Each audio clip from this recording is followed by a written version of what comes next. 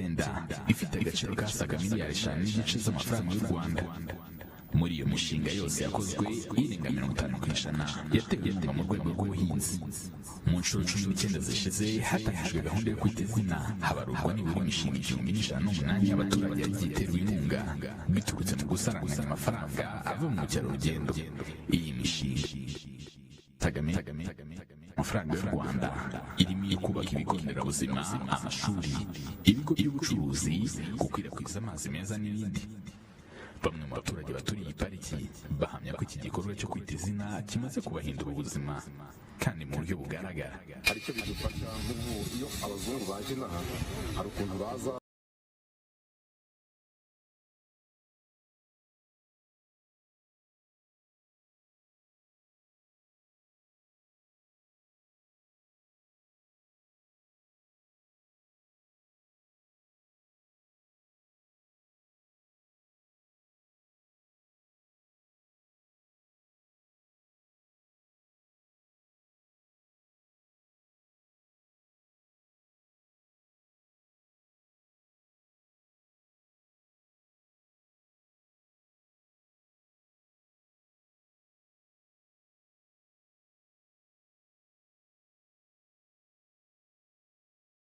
kwijana byayinjijwe yaturutse mu bukerarugendo bushingiye ku ngagi, aho bwinjira asaga miliyoni 200 z'amadolari y'Amerika.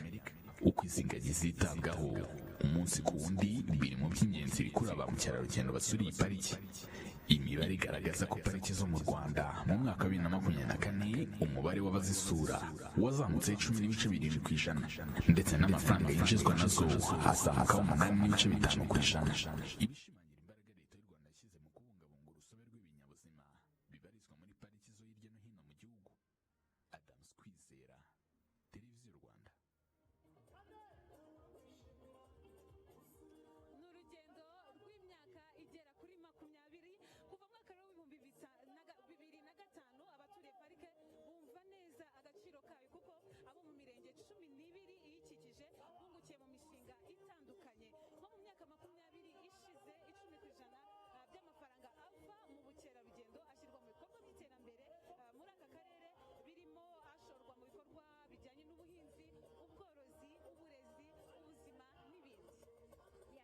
Now, since its inception in 2005, communities living around the Volcanoes National Park across all 12 surrounding areas have directly benefited from development projects, including advanced agricultural programs. Now, over the past 20 years, 10% of all tourism revenues have been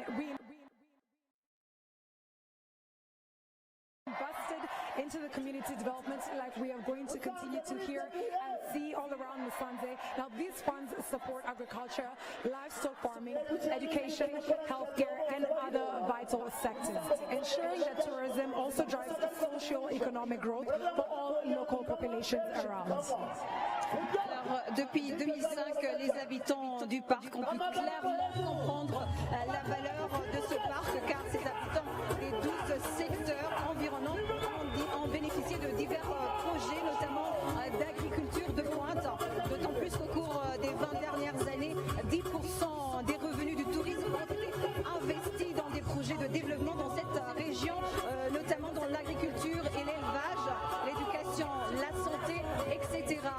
Une manière aussi efficace de constater que le tourisme contribue efficacement au développement de la population. À toi, Gloria. ibidukikije cyane cyane ku baturage mu duce duturiye parike y'igihugu y'Ibirunga, ariho rero ingagi ziba hamaze gukorwa imishinga isaga 600. Iyi rero ikaba ifite agaciro ka miliyari zirenga 5.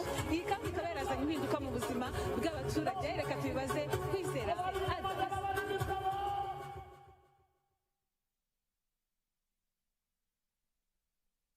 Hashize imyaka 20 hatangiye igikorwa cyo kwita izina abana b'ingagi. Ni gahunda yatangijwe ahanini hagamijwe kubungabunga urusobe rw'inyamaswa z'imusozi zirimo n'ingagi. Abaturage baturiye pariki y'Ibirunga bavuga ko kuri ubu bamaze kumva neza uruhare rwabo mu kubungabunga ibidukikije byari byibasiwe na ba rushimusi. Kubijanye no kubungabunga ingagi cyangwa se n'izindi nyamaswa turazibungabunga nta kibazo. Hari amashyirahamwe yagiye ashyirwaho ashinzwe kubungabunga izo nyamaswa zose zo mu ishyamba. Ni ukuvuga ngo umuturage utuye hano wese asobanukiwe no kubungabunga inyamaswa zo mu ishyamba. Ntabwo mperuka kubumva, uretse ko mu minsi ya mbere babikoraga, hakubona ntabwo mperuka kubyumva. Basa nkaho baba bakanguriye kuzibungabunga bakatakibikora cyane. Pariki y'Ibirunga ni imwe muri pariki zikomeje gukura ba mukerarugendo umunsi ku wundi, cyane ko nkombi igaragaza ko mu mwaka wa 2024 umubare w'abasura pariki zo mu Rwanda wazamutse 10.7%. Amafaranga zinjiza azamukaho 8.5%, ndetse 27% yinjijwe avuye mu bukerarugendo bushingiye ku ngagi. Abaturiye pariki y'Ibirunga bamaze kumenya agaciro kayo, kuko kuva mu mwaka wa 2005 abo mu mirenge 12 ikikije bungukiye mu mishinga itandukanye irimo n'iy'ubuhinzi buteye imbere. Batwigisha ubuhinzi, guhinga ku butaka buke tukabona umusaruro, kandi dutangiye gusarura umusaruro wa mbere nta kibazo. Twiteguye ko benda kutwubakira n'umudugudu musha.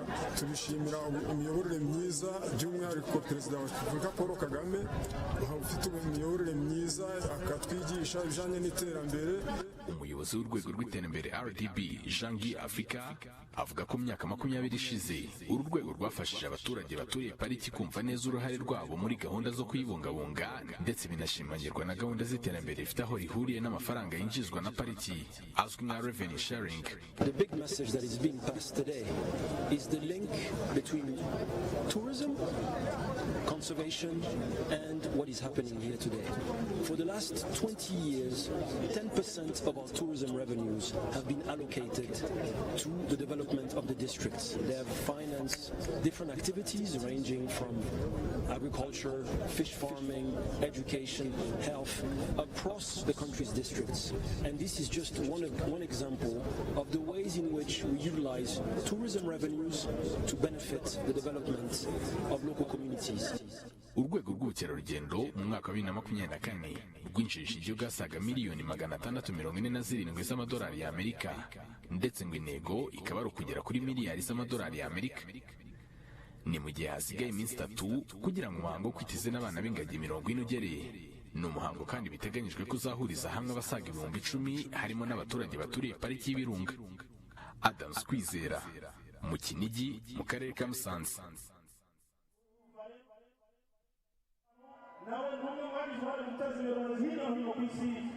Ikaze nanone ni RBA ukomeje gukurikira, turi Kinigi ahagiye kubera kwita izina, umuhango wo kwita izina abana b'ingagi ubaye ku nshuro ya 20. Nkuko mubyumvishe kandi muri iyi nkuru, nibyo abaturage bavuga yuko kubungabunga ibidukikije cyane cyane iyi pariki y'Ibirunga byahinduye ubuzima bwabo. Turi kumwe na bamwe muri bo babyivugira baduha n'ingero zifatika. Tubahaye ikaze, watangira wibwira abadukurikiye.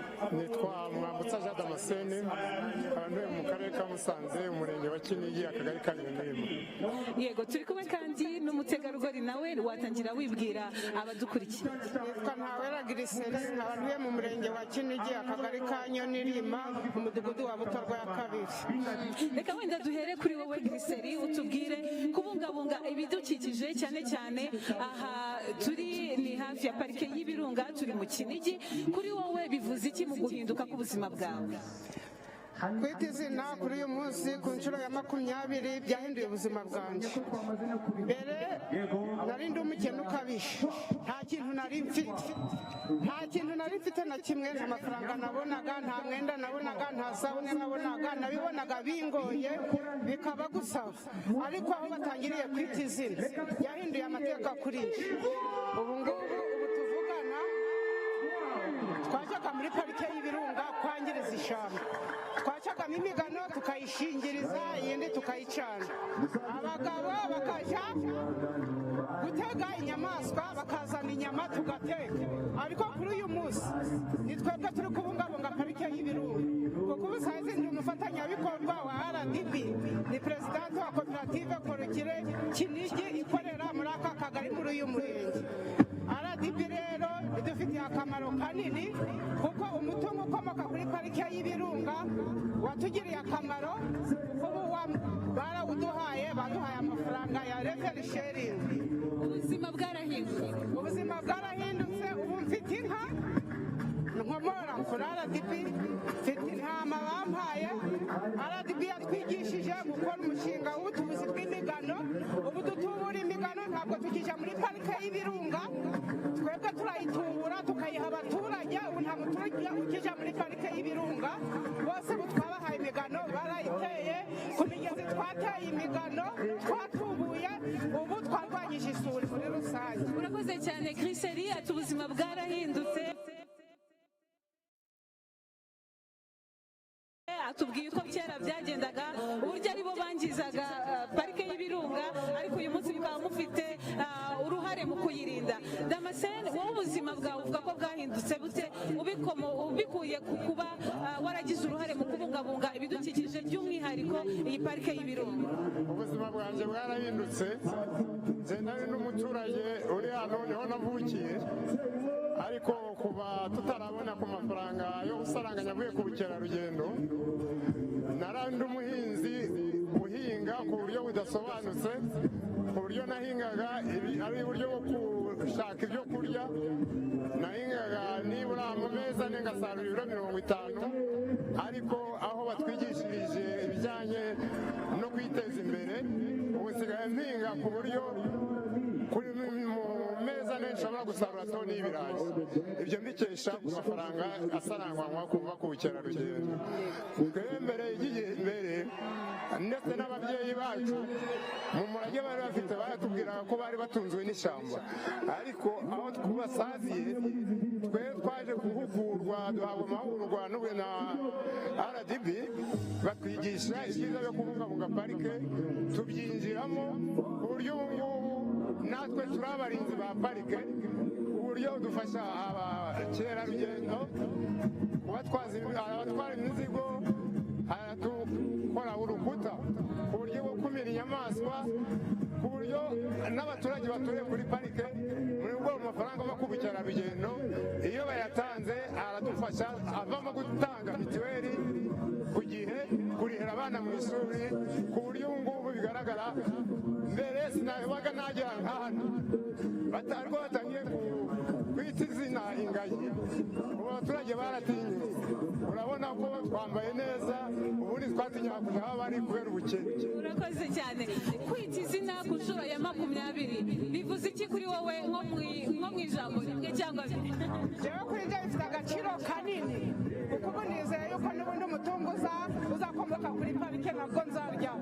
Urakoze cyane.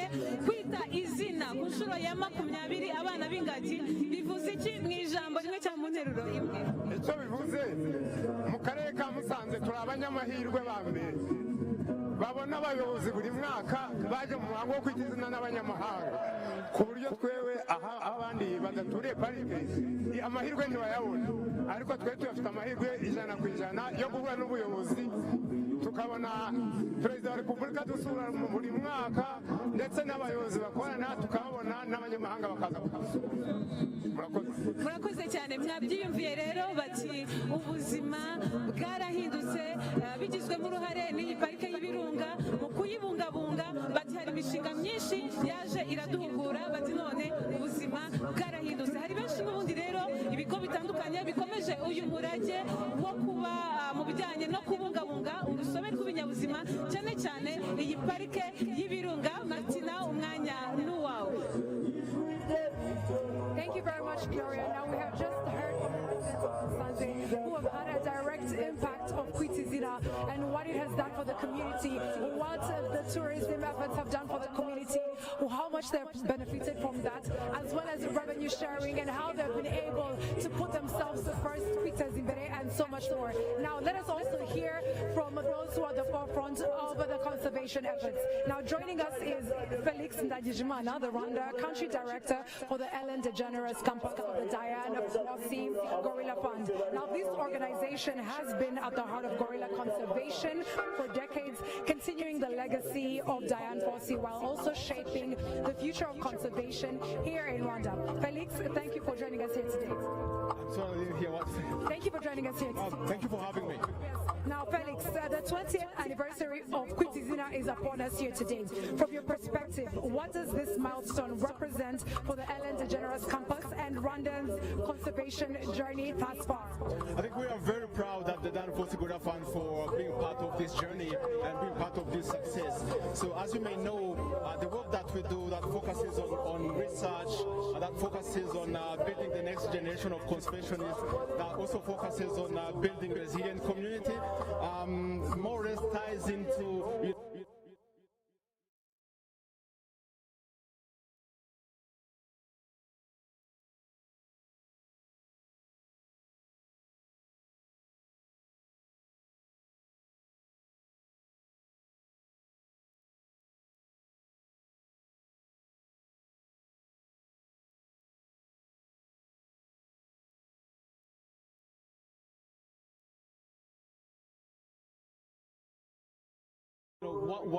what this event is about. So we're very, very proud of all the achievements, and we obviously, having been here for 57 years,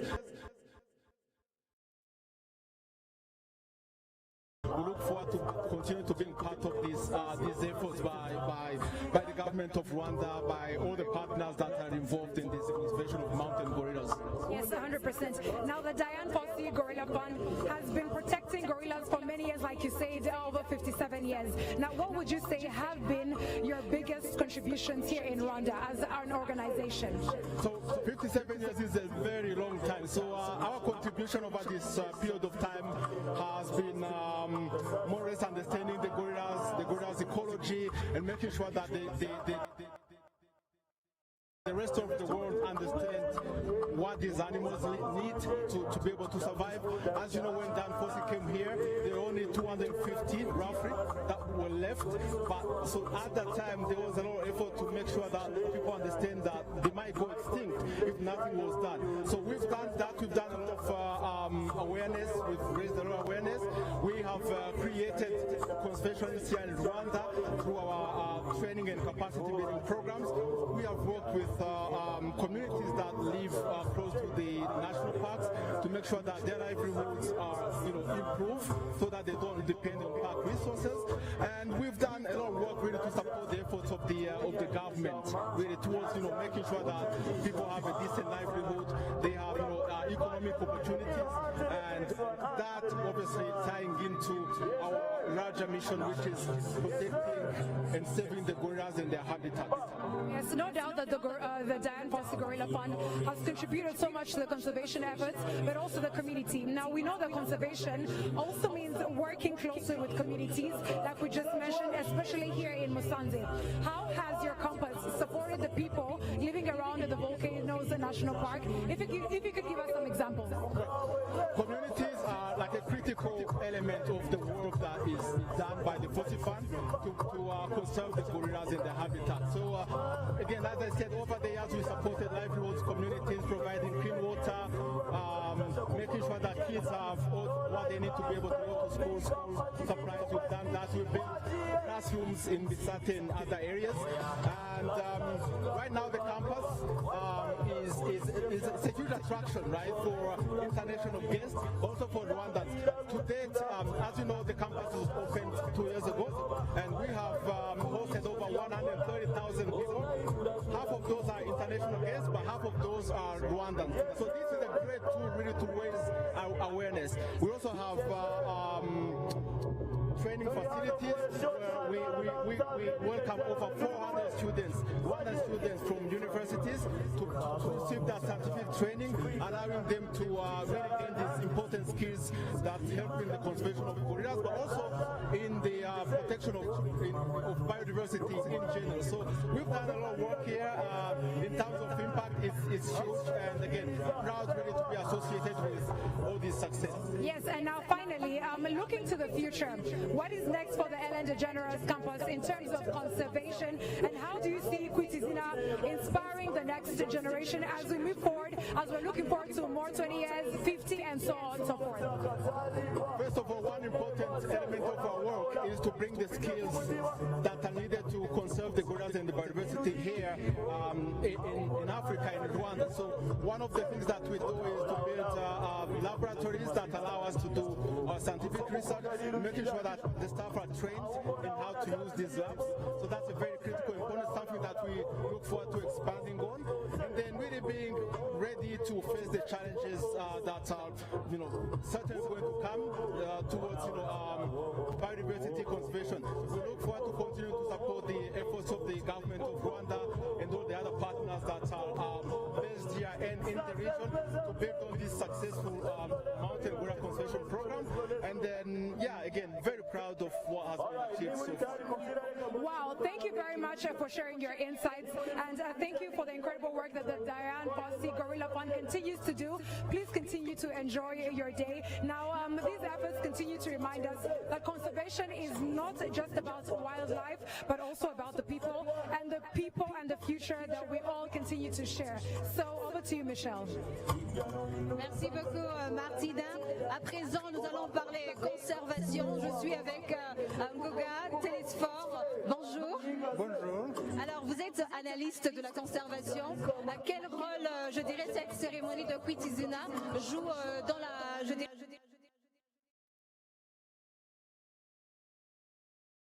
dans la sensibilisation de la conservation des gorilles de montagne?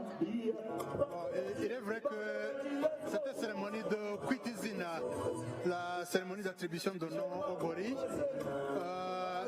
c'est une façon de montrer au public en général les efforts de conservation auxquels le Rwanda a consenti. C'est une cérémonie que nous avons commencée il y a 20 ans, c'était en 2005. Avant cela, l'attribution de nom était faite par les agents du parc, parce que je dois aussi signaler que donner un nom au gorille, c'est pour des fins de suivi. Quand les agents de suivi vont au parc, ils peuvent identifier tel ou tel individu.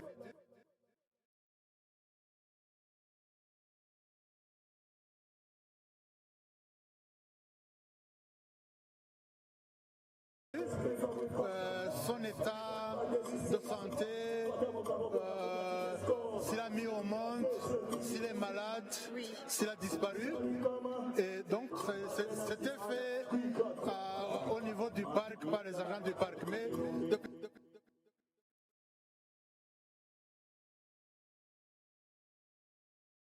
2005, nous avons voulu porter ça au public.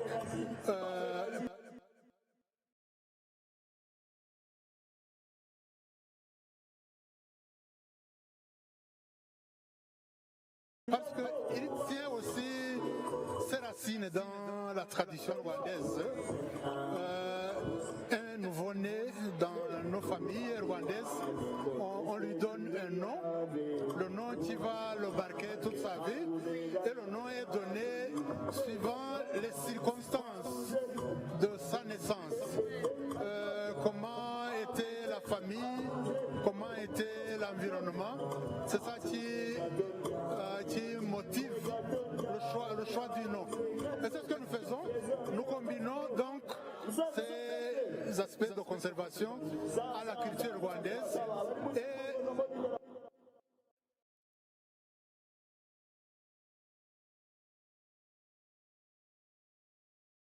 ça nous donne une occasion de faire un rapport, de montrer au monde entier ce que le Rwanda fait en termes de conservation des gorilles de montagne. Alors, les gorilles de montagne sont...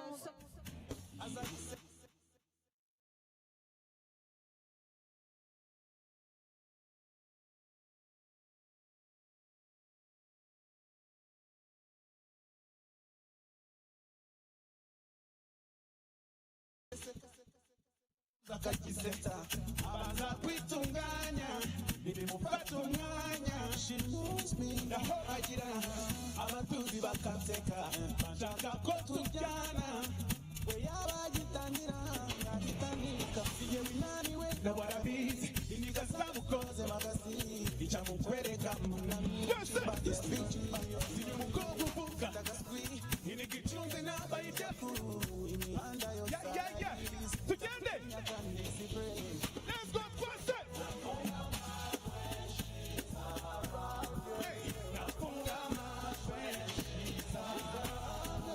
She blow my mind when she's around.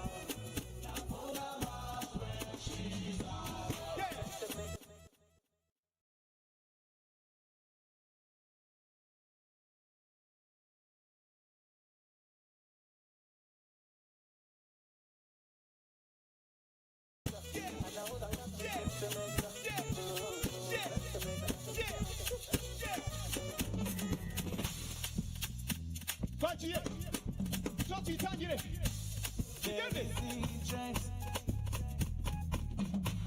Dufite uyu munsi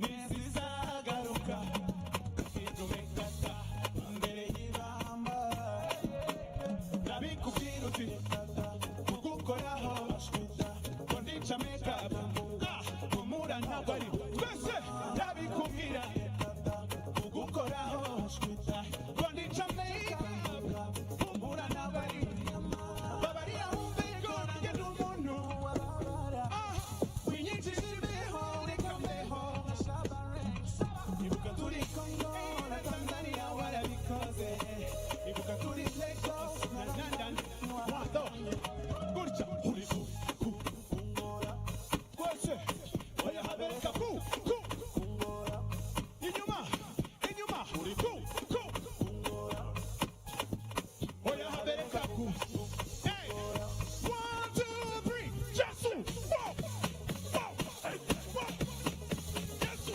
wow wow hey wow Jesu wow wow hey wow Jesu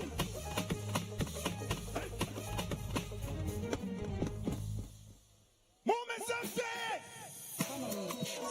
somebody say yo Kubafana homuri nagasanireza bamenyere kubafana homuri ndetse n'ingagari zandeme muhimbaze uyu muziki yarambabaje imani himbaze turirimbe dore nabaye 1 2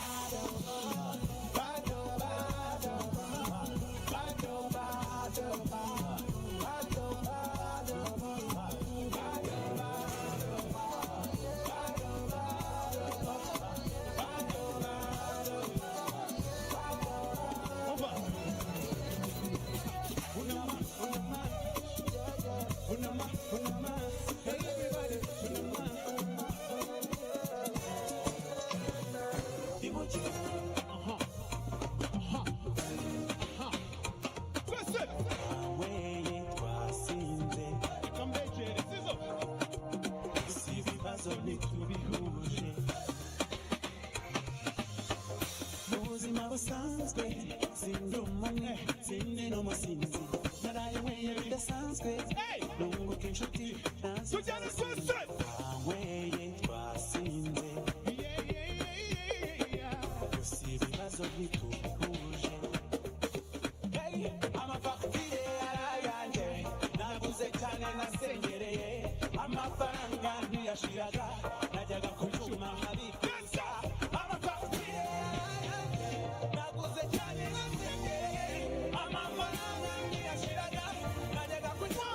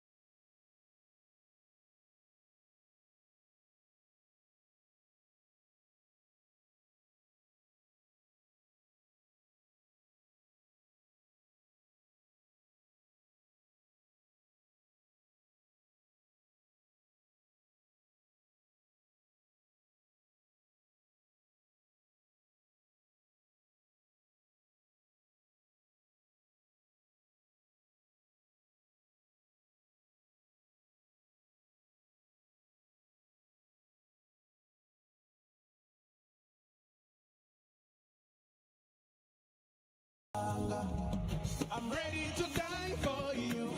Distract all these wines for you. Caterpillar, my right order. Ready to die for you. Distract all these wines for you. My right order. Johnny, we walk caterpillar. Johnny, we walk caterpillar. I don't wanna check. I don't wanna check. It's over the season. Cause you not told see the road down to the home. I didn't my charging that. But your booty that is stopping, go and they go behind you. Think I did you go. Put us a common bumbe. Samboya, down I try me to phone. Samboya, ura Tanganyika kinde. Vite sosisa, vite banana, ura kore choice upati kushaka. Vite sosisa, vite banana, ura kore choice upati kushaka. Now when I go to Mukoka, one for Mochi. Musanze, tujende, let's go. Baby Samoya, Murugo, Samoya, Samoya, Murugo, Samoya. Oh baby Samoya, jeze, Murugo, Samoya. Here can you another Samoya?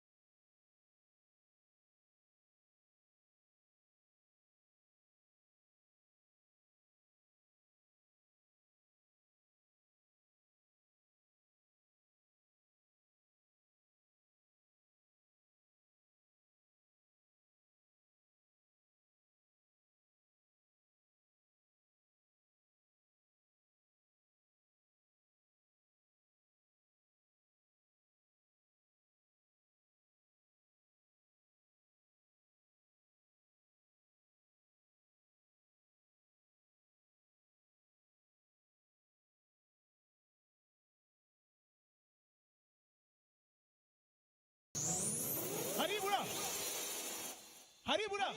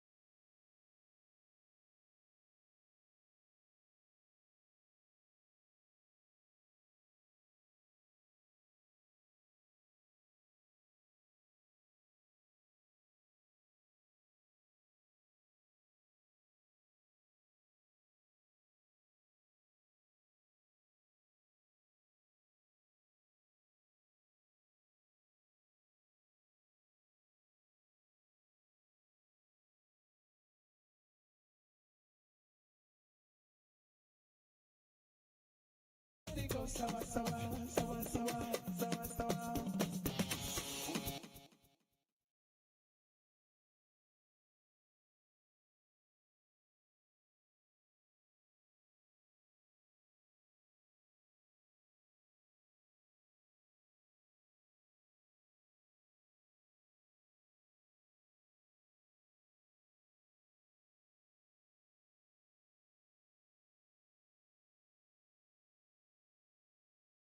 Let it go, sawa sawa sawa sawa sawa sawa.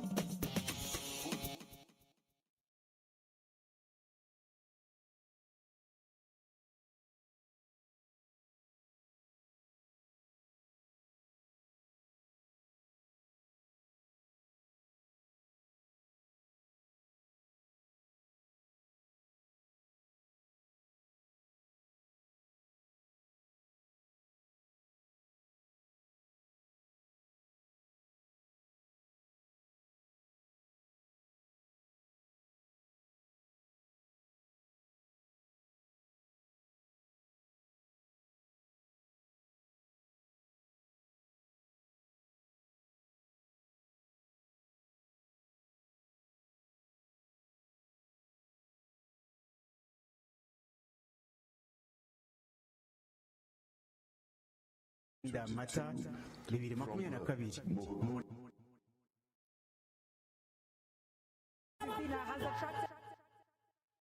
n'abana b'ingagi ugiye kuba ni umuhango uhuriza hamwe abanyarwanda by'umwihariko abaturiye pariki y'ibirunga ndetse n'abanyamahanga ahanini hagamijwe kuzirikana urusobe rw'ingagi zo mu birunga zari zishimusi.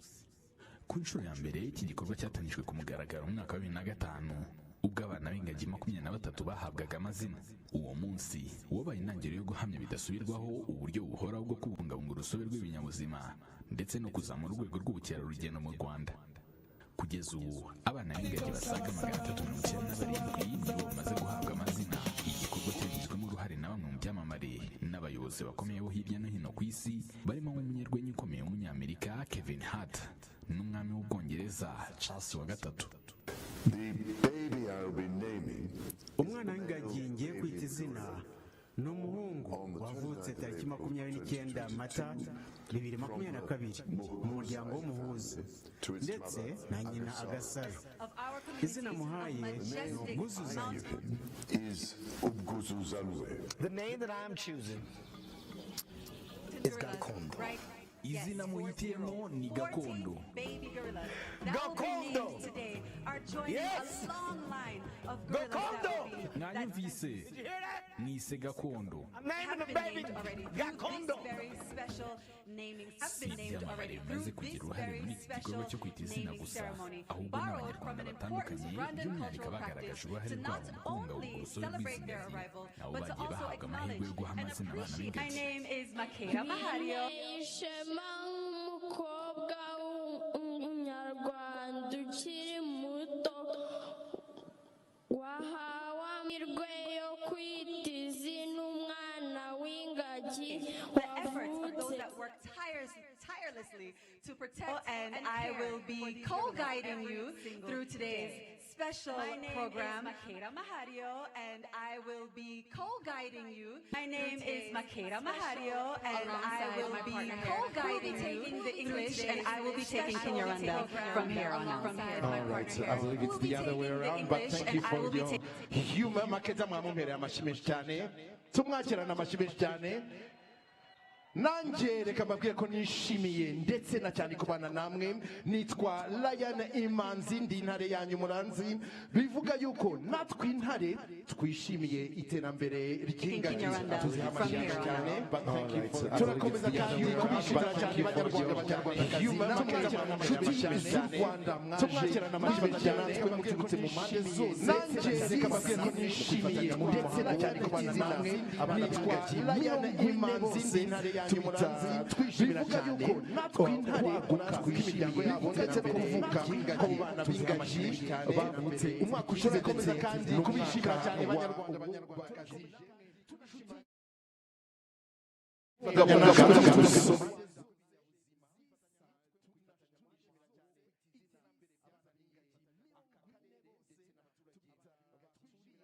ndetse n'igihugu muri bino ndetse no kuvuka kw'abana b'ingagi baturutse mu mwaka ushize ndetse n'umwaka washize gahunda zo kubungabunga urusobe rw'ibinyabuzima tunashimira cyane iterambere ryazaniye aka karere ndetse n'iterambere ryazaniye baturiye parike ndetse n'igihugu muri rusange.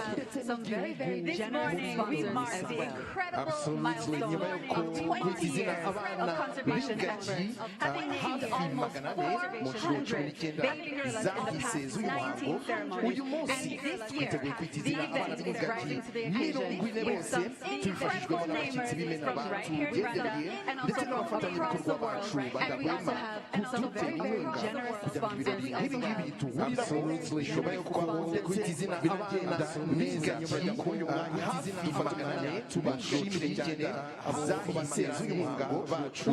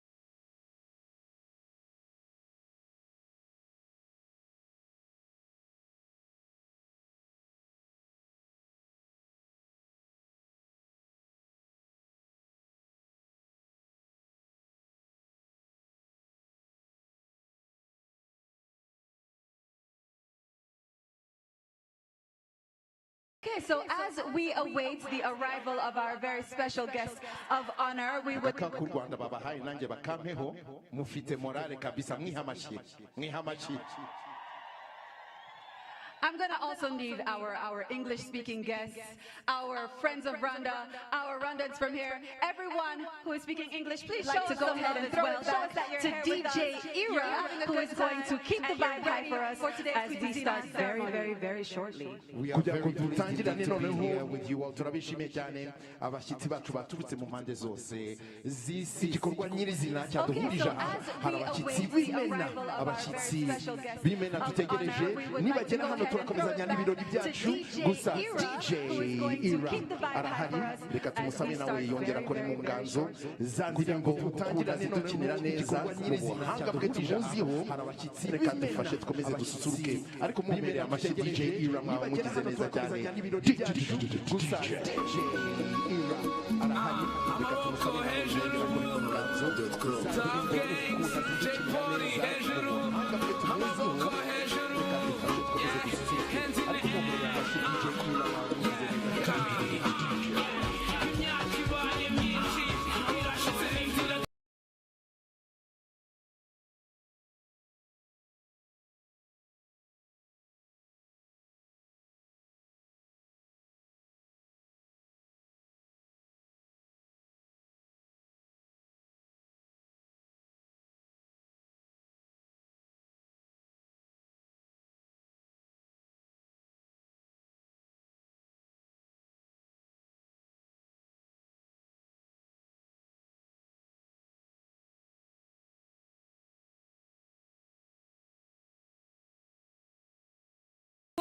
kwita izina Bruce Melody yari arimo ataramira abitabiriye iki gikorwa ndetse muri aka kanya benshi mu bari bwite izina abana b'ingagi bamaze kuhagera bambaye neza mu mikenyero bagera kuri 40 harimo 18 bavutse mu mwaka wa 2024 nk'uko mubabona rero ku mashusho barimo baritegura rwose kuza kwita izina aba bana b'ingagi. Kwita izina birenze umuhango cyangwa igikorwa, ahubwo byabaye ibirori ku batuye muri aka gace ka Musanze, cyane cyane yuko baravuga ngo tubyumva cyane kuko byahinduye ubuzima bwacu bwa buri munsi. Bati gahunda zose za leta uyu munsi turazitabira. Martina. The atmosphere is very electric, very vibrant, very lively, and so many artists were able to grace the stage as they entertained the rebellions who are here to witness the baby naming gorilla ceremony, where 40 baby gorillas are going to be named. So many artists graced the stage, like my counterpart said. Kivumbi was on stage, Ariel Ways, Chris Easy, Eric Sanderi, as well as Bruce Melody, who gave such an electric performance as he joined the people all around as he entertained as well as got them excited for what is about to happen. Now, as you can see all around, people are very excited. Even the trees are waving around. The baby gorillas are going to be named for the 20th time. This is the 20th anniversary, and as we celebrate 20 years of Izina, today's ceremony is more than just about giving names to baby gorillas. It is a powerful reminder of Rwanda's leadership in conservation and shared responsibility we all have in protecting our planet. From the growth of tourism to the empowerment of local communities, Izina has shown how conservation and development can go hand in hand. Michelle. Merci Martina. Alors nous sommes en ce moment même en direct depuis Kinigi, au pied du majestueux parc national des volcans où se déroule aujourd'hui la cérémonie de Kwita Izina, une cérémonie de nomination des bébés gorilles. C'est un événement hautement symbolique qui met en valeur la richesse naturelle du Rwanda et l'engagement du pays dans la conservation de la biodiversité. En ce moment même où on vous parle, il y a plusieurs hautes personnalités qui vont nommer 40 bébés gorilles, dont 18 qui sont nés en 2024. Parmi ces personnalités, nous allons voir certaines comme la chanteuse Kajaline ou encore Yemi Alade ou encore certaines légendes du football comme Mathieu et d'autres encore comme Bakary Sagna et plus encore. Restez avec nous, restez en direct en suivant toutes les plateformes de RBA. ibabereye aha ijana ku ijana, aho rero n'ubundi muri aka kanya akomeje kugenda hanafatwa amafoto y'urwibutso cyane cyane kuri aba bitabiriye by'umwihariko abari buze kwita amazina abana b'ingagi bagera kuri 40. Tubibutsa yuko muri bo 18 bavutse mu mwaka wa 2024. Ariko kandi reka twongere tugaruke ku cyo iki gikorwa kivuze, cyane cyane tureba icy'imibare yerekana. Tubibutse yuko imibare y'urwego rw'igihugu rw'iterambere RDB igaragaza ko mu mwaka wa 2024 umubare w'abasura pariki zo mu Rwanda wazamutseho 10.7%, amafaranga zinjiza azamukaho 8.5%, ndetse 27% iyo yinjijwe avuye mu bukerarugendo by'umwihariko bushingiye ku ngagi. Ku nshuro ya 20 kandi iki gikorwa cyo kwita izina ko cyitabiriwe n'abashyitsi batandukanye by'umwihariko. Ariko reka tugaruke ku baturage bo mu ntara y'Amajyaruguru, ubona ko babukereye ari nako bakomeza guhamya impinduka bavanye mu kubungabunga ibidukikije, urusobe rw'ibinyabuzima, ariko by'umwihariko iyi parike y'ibirunga, aho bavuga bati kera twari muri bamwe mu bayisenya, twari muri bamwe mu bahiba imigano, ariko uyu munsi twarigishijwe ndetse dukomeje kuyibungabunga kuko yahinduye ubuzima bwacu. Mu bashyitsi rero bakuru bategerejwe ahangaha twibutse ko harimo Minisitiri w'Intebe w'u Rwanda, ariko kandi na nyakubahwa First Lady Jeannette Kagame. Yes, thank you, Gloria. Now, like the saying goes, numbers never lie, and we've continued to hear about the statistics and how much much the conservation efforts have really impacted the growth of the tourism sector here in Rwanda. Now, since 2005, communities living around Volcanoes National Park across 12 surrounding sectors have directly benefited from development projects, including advanced agriculture programs. Now, over the past 20 years, 10% of all tourism revenues have been reinvested into community development.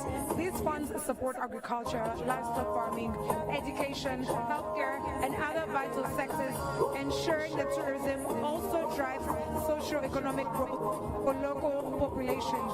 And we continue to understand that this Izina ceremony that has been taking place for the past 20 years, because this is the 20th anniversary, has brought about and attracted distinguished guests, including those who have the honor of naming gorillas this beautiful day. 40 baby gorillas are going to be named, 18 of which were born in the year 2024 and 22 who were born in 2025. And we will also have the honor of having amongst us the Right Honorable Prime Minister Dr. Justin Sengiuba, as well as Her Excellency First Lady Jeannette Kagame, who are going to grace the baby naming ceremony this afternoon.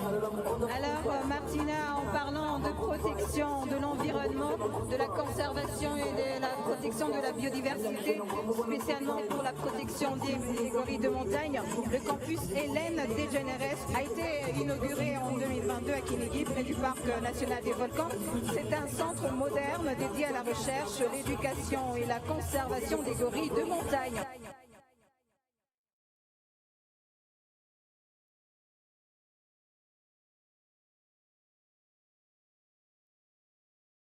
Construit grâce au soutien de Hélène Fund, ce site de 12 acres regroupe un centre de recherche scientifique de pointe.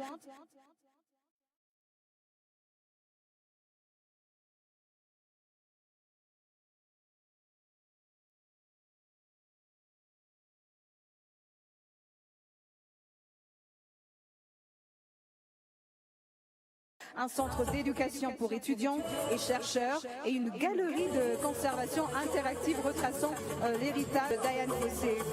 Bien, nous sommes en direct de Kinigi. Il y a les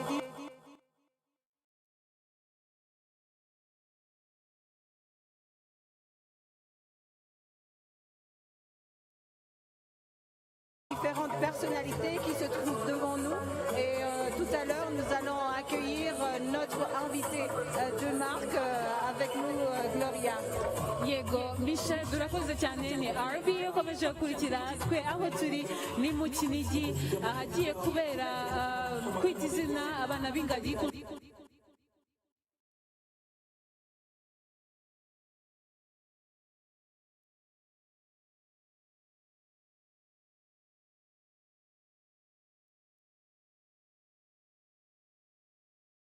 nshuro ya 20 abitwa izina n'abana bagera kuri 40. Aha rero twakomeje n'ubundi kugaruka kuri bamwe mu bakomeje gushyigikira imishinga yose ibungabunga urusobe rw'ibinyabuzima, by'umwihariko abakora nko mu bushakashatsi mu bijyanye n'ibinyabuzima by'imusozi nk'ingagi. Aho rero bamwe muri abo twagiye tuganira bavuze ko bashima uruhare rw'ikigo cy'ubushakashatsi ku ngagi n'urundi rusobe rw'ibinyabuzima mu kumvikanisha uruhare isi ifite mu kubungabunga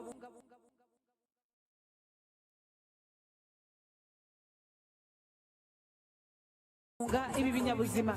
Iki kigo rero cyubatse mu murenge wa Kinigi ahitegeye ibirunga Sabyinyo na Gahinga na Muhabura, aho bavuga ko mu gihe cy'imyaka 3 kimaze gitangiye gukora hagaragara urujya n'uruza umunsi ku wundi rw'abasura parike y'igihugu.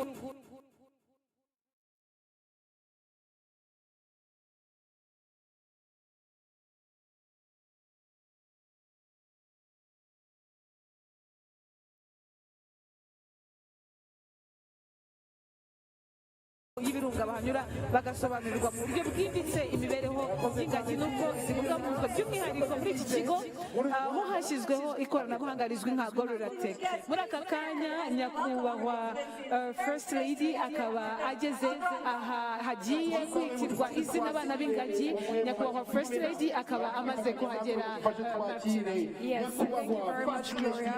We are now welcoming Her Excellency First Lady of the Republic of of Rwanda, Jeannette Kagame, as she graces the 20th ceremony of the baby naming of gorillas this year.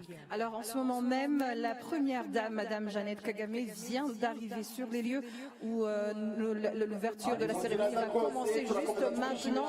Vous suivez RBA sur toutes les plateformes. Yes, big welcome to our First Lady, Her Excellency, Jeannette Kagame. A big welcome to her. musanze tukomereza aho ngaho tukomeza kugaragariza First Lady w'u Rwanda ko tumwishimiye cyane, twishimiye ko yaje kwifatanya natwe. Can we continue with a big round of applause? Dukomeze tumashyi tumwakira muri ibi birori byo kwita izina abana b'ingagi kuri inshuro ya 20. Tukomeza kwishimira iterambere byazanye mu karere kacu ndetse no mu gihugu cyacu.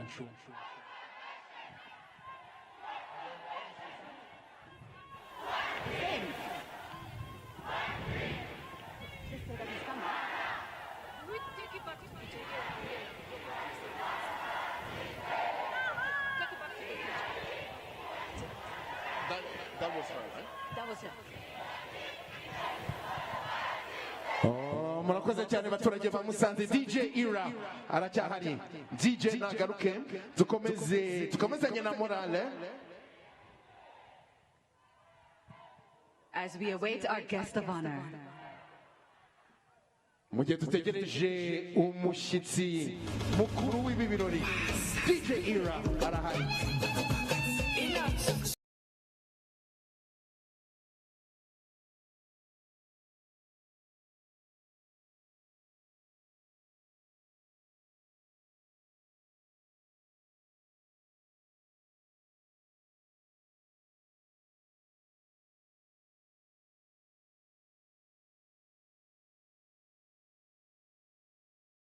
abana b'ingagi ngira ngo Martina wadusubiramo bamwe mu bari bwite izina abana b'ingagi kuri uyu munsi.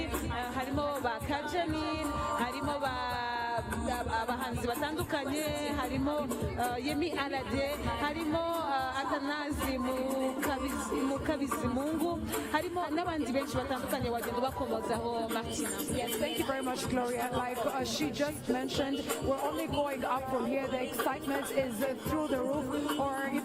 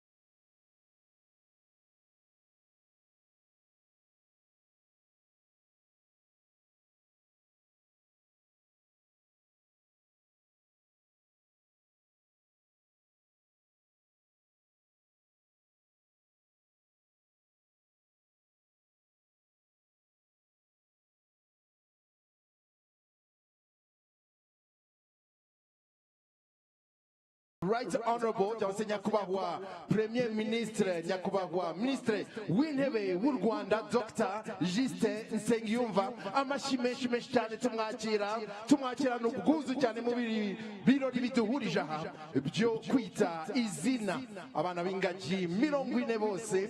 Turamwishimiye cyane, turamushimira ko yigomwe indi mirimo yari mukeneye kugira ngo aze kwifatanya natwe. Tumwongera amashyi menshi cyane. Yes, let's give him a big round of applause as he enters our guest of honor, the Prime Minister, Right Honorable Dr. Justin Nsengiyumva of this Hair Republic of Rwanda. Big round of applause for him.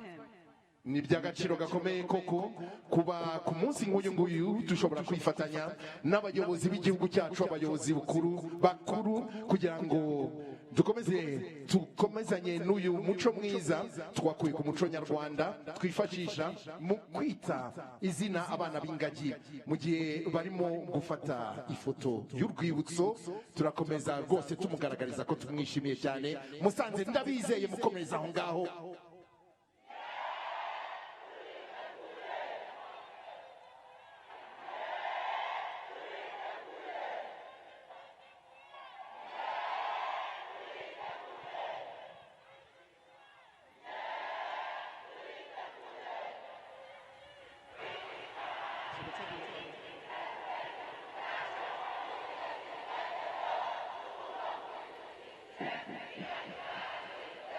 We take this moment for our guest of honor, Your Excellency First Lady, Governor of Northern Province, and the CEO of RDB just took a nice photo there in order to commemorate this moment in history, a beautiful thing. Turabyishimiye koko kuba baje kwifatanya natwe. Turavuga abashyitsi b'imena baje kwifatanya natwe ndetse n'umushyitsi mukuru nyakubahwa Minisitiri w'intebe w'u Rwanda Dr. Nsengiyumva Justin waje kwifatanya natwe. Turanavuga na nyakubahwa First Lady Gaciro gakomeye komeza Makeda. Now we ask that you remain standing please for the anthem. Mbere yuko twicara tukomeze duhagarare mu gihe bari kudukinira indirimbo yubahiriza igihugu cyacu.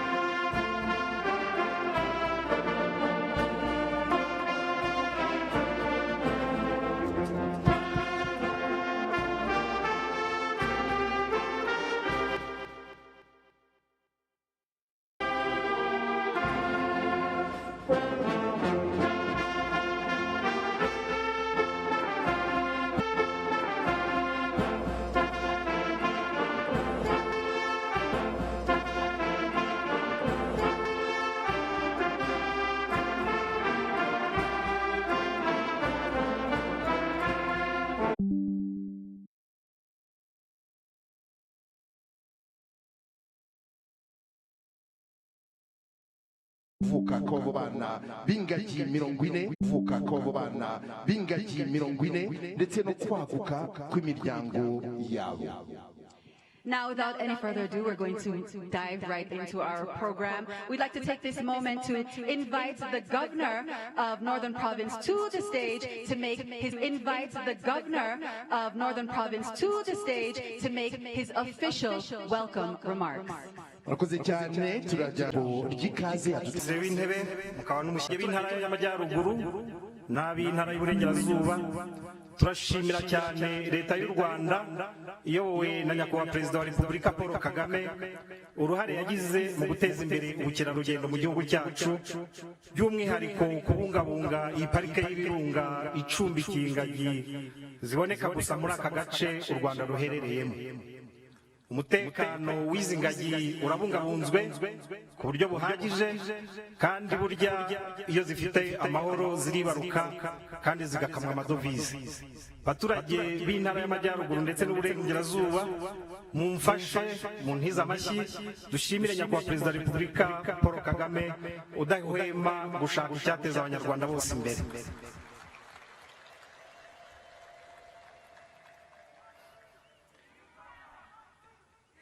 nyakubahwa minisitiri w'intebe nyakubahwa first lady, abaturage b'intara y'amajyaruguru n'uburengerazuba barashima cyane umushinga mwiza wo kwagura parike y'ibirunga, umushinga twizera tudashidikanya ko uzatuma ubukerarugendo burushaho gutera imbere mu ntara zacu zombi. Kuba uyu muhango wo kwita izina abana b'ingagi ubera mu ntara yacu y'amajyaruguru ni ishema n'icyubahiro kuri iyi ntara yacu. Ni umwanya twe dufata tukazirikana ku mutungo kamere dufite ariwo ngagi zo mu birunga, ingagi zifite uruhare rukomeye mu kuduteza imbere no guteza imbere igihugu cyacu. Uyu muhango rero ni umwanya mwiza wo gukomeza kurushaho gushishikariza abaturage kubungabunga urusobe rw'ibinyabuzima no kwita by'umwihariko kuri iyi parike y'ibirunga.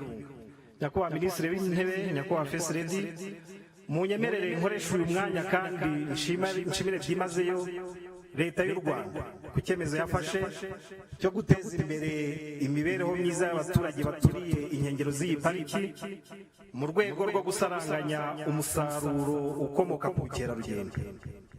Abaturage baturiye iyi parike bakomeje gukorerwa byinshi byiza bivuye muri uyu musaruro usaranganywa buri mwaka, birimo kubakirwa amazu, guhabwa amatungo, ibikorwa remezo birimo amashuri, amazi meza, amavuriro n'ibindi.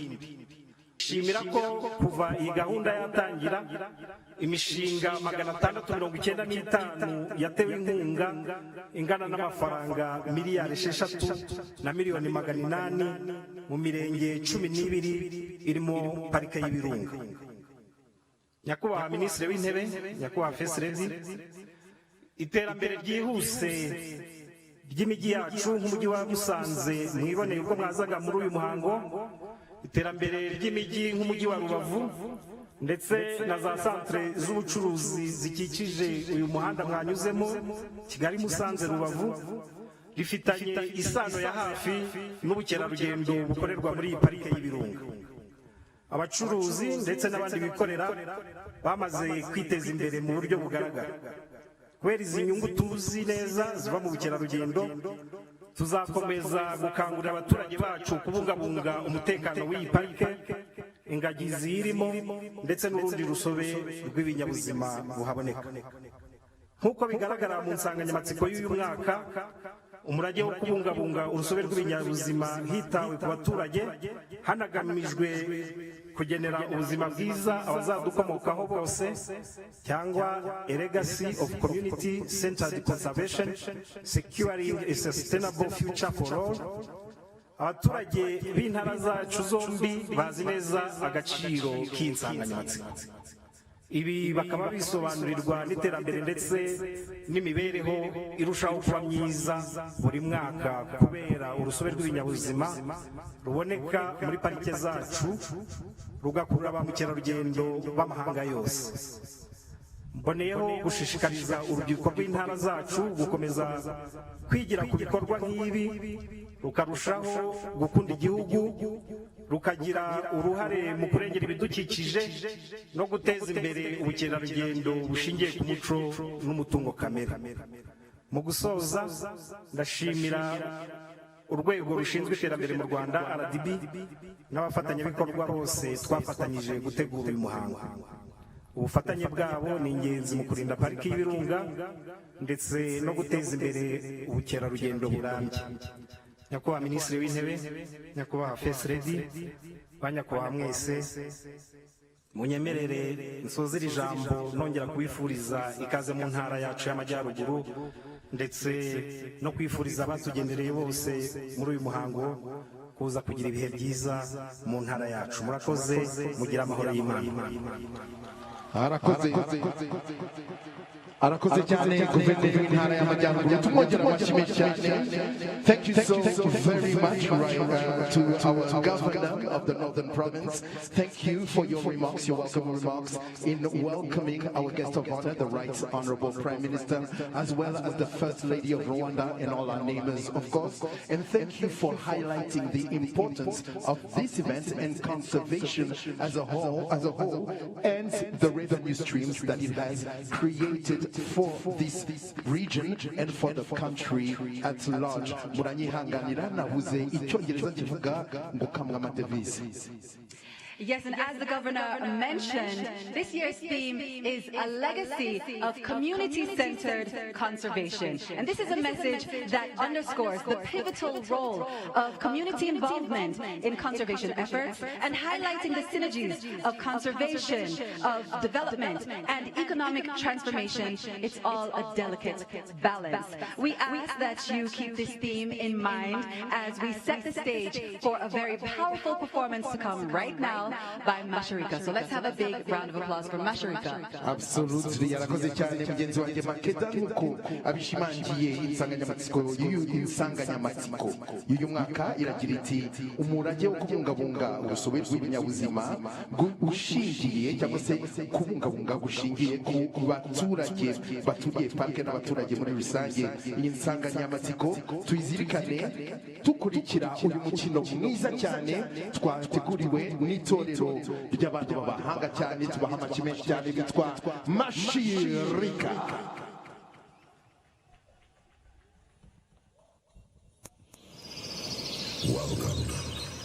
Welcome to my kingdom. Today we celebrate the death of 40 baby gorillas born from the families of Izina, Kwita, Kwita, Mexico, Rwanda, Akasha, Amahoro, Muslikale, Namba, Sabsini, Pablo, Titus. Hello friends, let us celebrate together.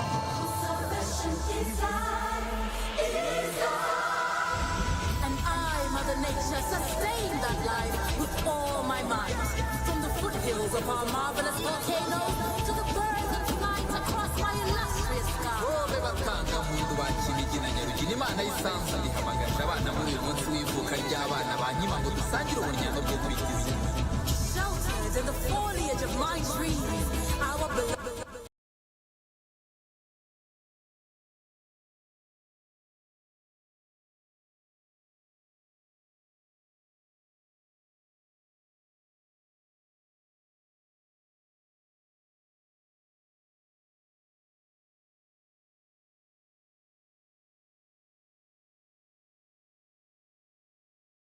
Gorillas thrive in their natural habitat.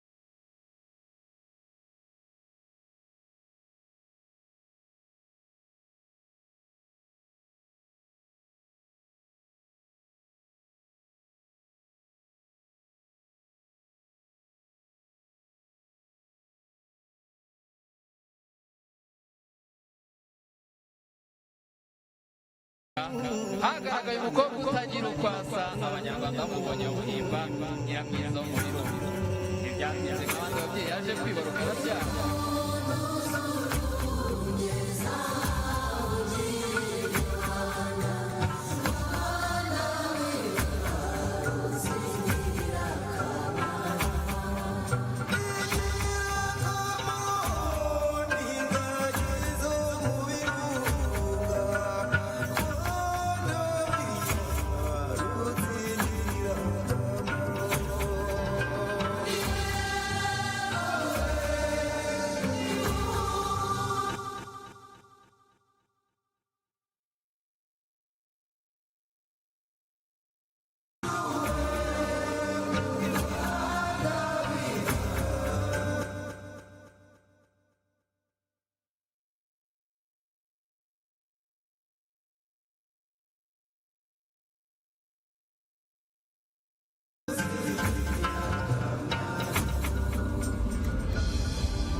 nyiramyiza wo mu birunga yari umukobwa ukunda kuririmba rimwe aririmba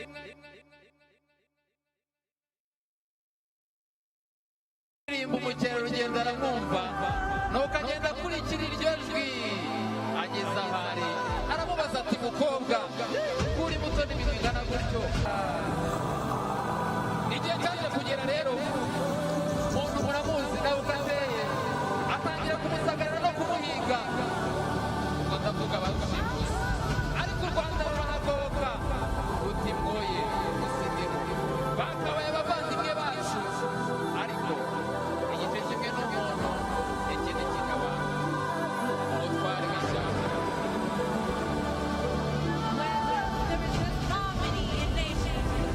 The imbalance is easy to see. Disruption, dysregulation, dislocation from our natural habitat. What are we to do? Stand by and watch? But our people come together and honor protecting our nation, our forest.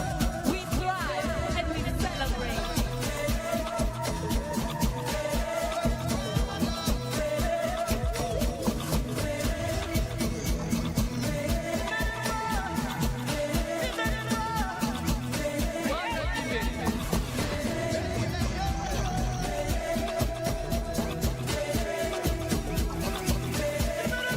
A new dawn awaits on the other side of fear. umusenyi utambitse udutsindiye impungenge How magnificent it is to bask in His glory together.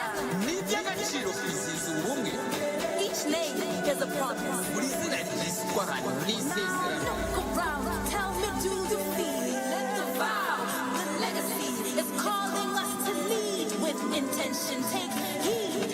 ndengera ngurengere nanjye bazwe nkunda mukunde mpangayitse sinyagwe icyo ni Igihango.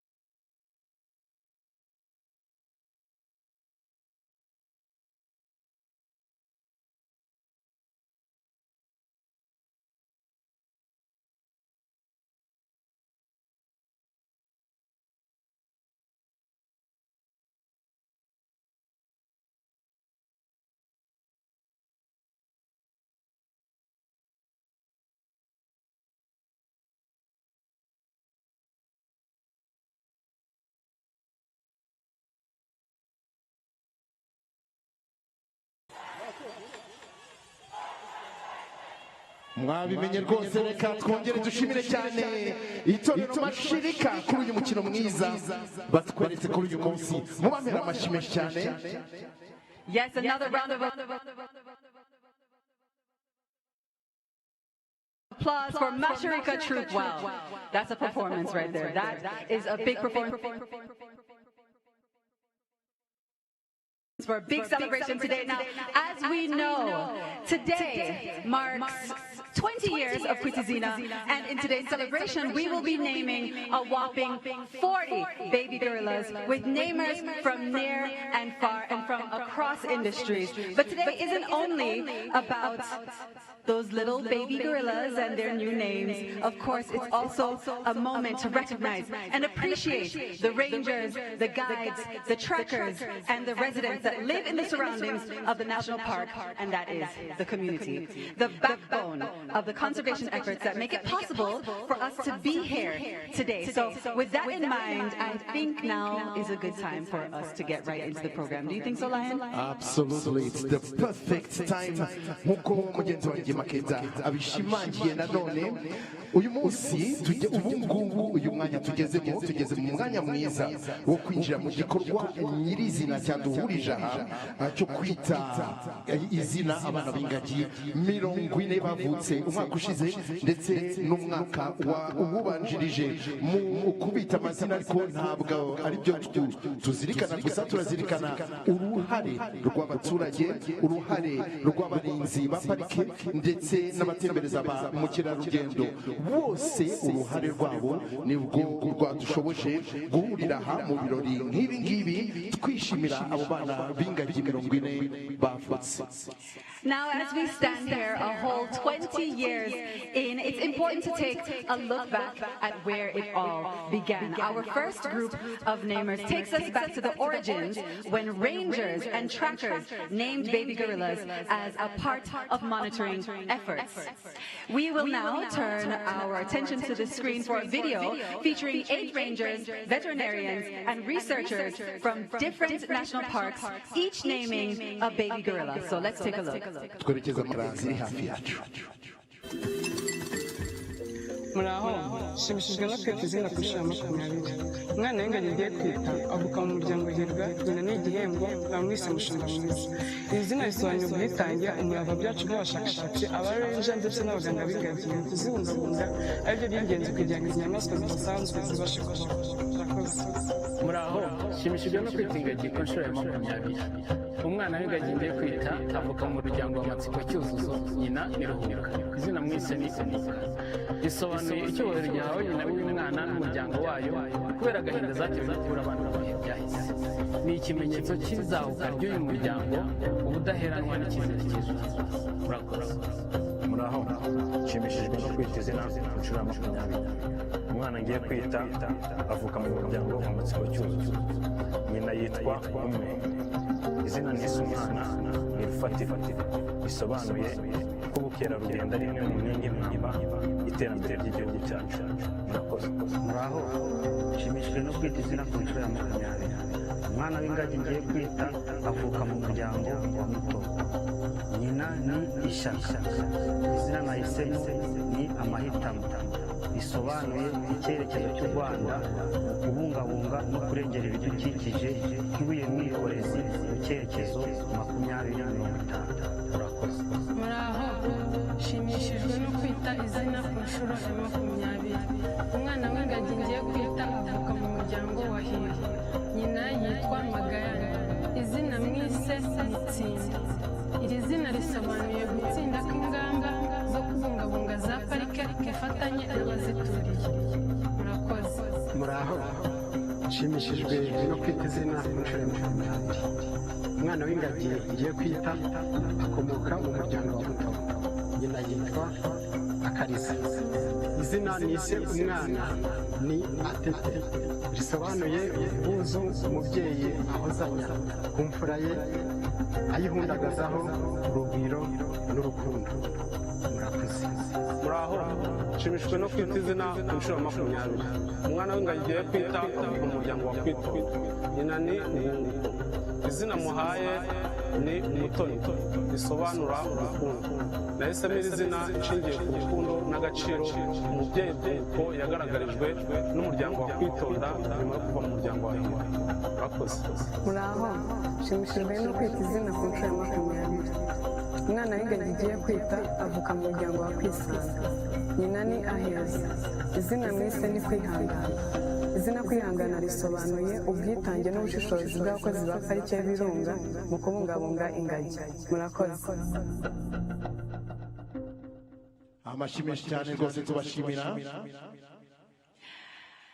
Yes, and our next namer also joins us virtually today. Senegalese-born content creator and social media personality Kabi is best known for his witty and wordless videos that have made him the most followed creator on TikTok. Through his unique style of humor, he has built a global audience and become a symbol of creativity and authenticity.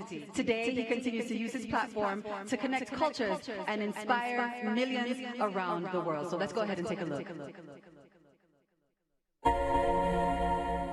Hi, I'm Kabi and I'm very happy to present and name the baby male gorilla from the mountain Ogera. I'm very excited to meet him and see him. The meaning of his name is popular. We are a little alike, Ogera. I can't wait to see him. I can't wait to come in Rwanda and see countries and of course see my baby Ogera. Miracles are shining to everybody and I'll be in Rwanda soon. Thank you so much for having me.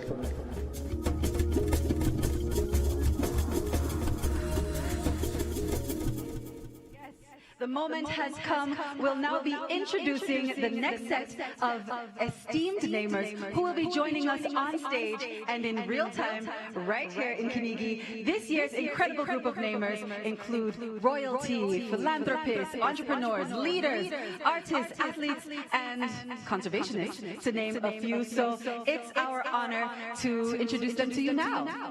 Yego nibyo koko Makeda banyarwandakazi banyarwanda nshuti z'u Rwanda uyu mwanya twari tutegereje twese urageze wo guhamagara icyiciro cya mbere cy'abagiye kudusanga hano imbere kugira ngo badufashe mu kwita izina abana b'ingagi. Muri bo harimo ab'ibwami bw'ibihugu bitandukanye, barwiyemezamirimo, abayobozi, abahanzi, ibirangirire muri siporo ndetse n'abandi benshi ngira ngo bagenzi bacu bagiye bababwira mu nshamake amateka yabo. Tunejejwe no kubababwira mu rurimi rw'icyongereza dore ko koko mwababwiwe mu kinyarwanda.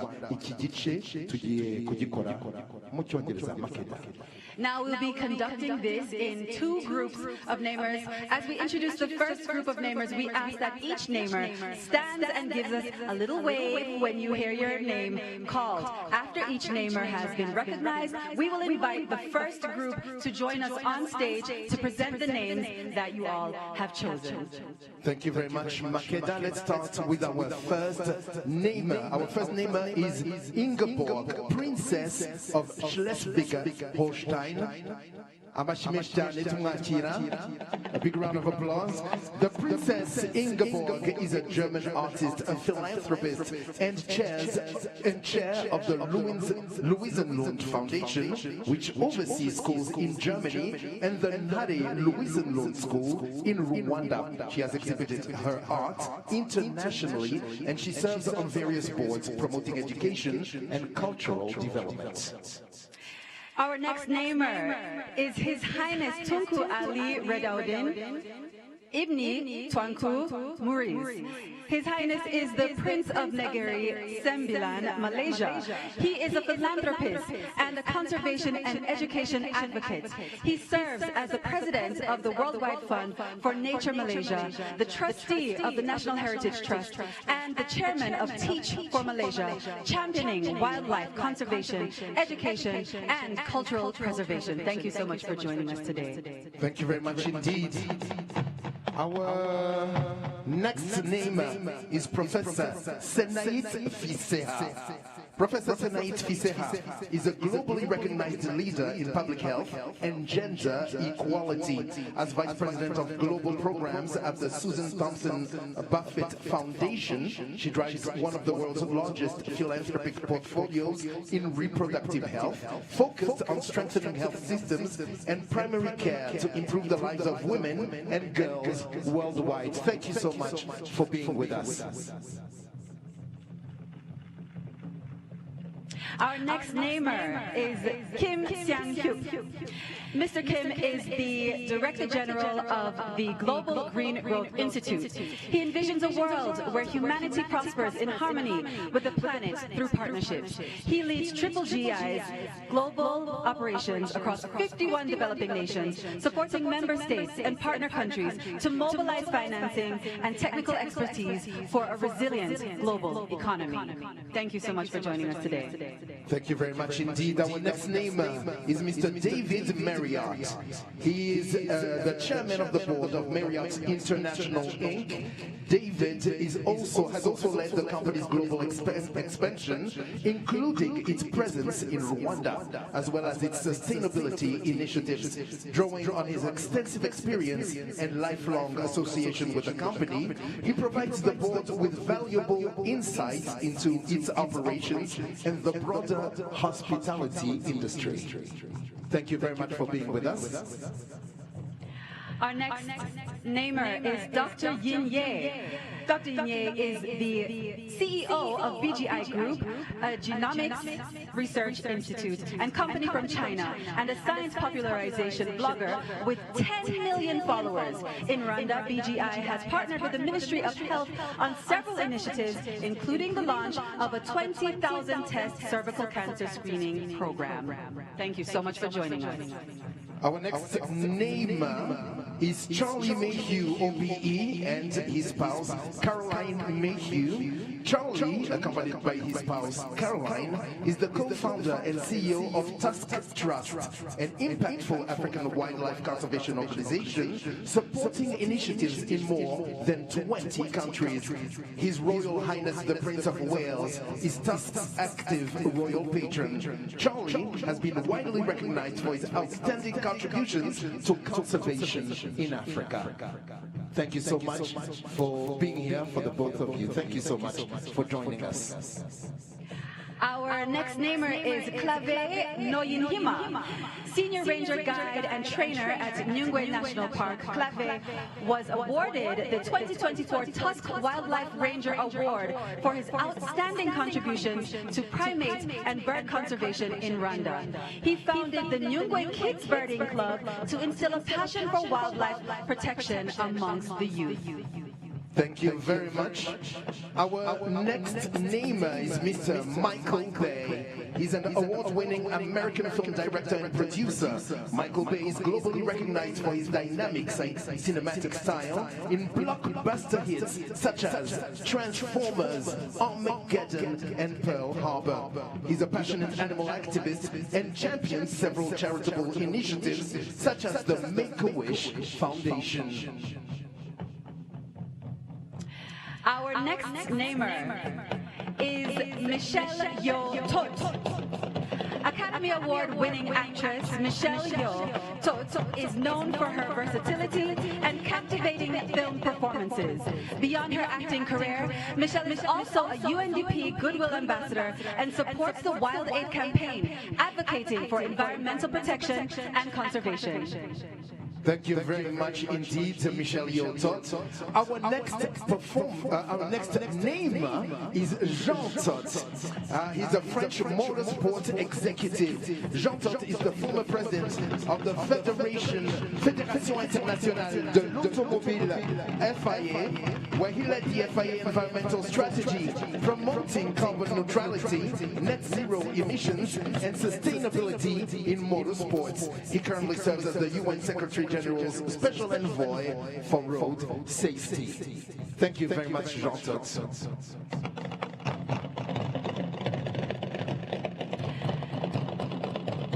Okay, our next namer is Matthew Harris, founding partner of of Global Infrastructure Partners and a Senior Managing Director at BlackRock, Matthew Harris also founded the Bedari Collective, an impact platform dedicated to regenerative infrastructure investments across energy, transportation, food, agriculture, and waterway sectors. He is also a minority owner of the Major League Baseball team, the Cleveland Guardians. Thank you very much indeed for joining us. Our next neighbor is Kajanin, celebrated singer and cultural icon. Kajanin's breakthrough album, Sambolera, brought her international acclaim, blending African rhythms with pop and jazz influences. She has performed globally, including alongside renowned artists such as Sting. She's a cultural ambassador and an advocate for Africa. One more time for Kajanin, a big round of applause.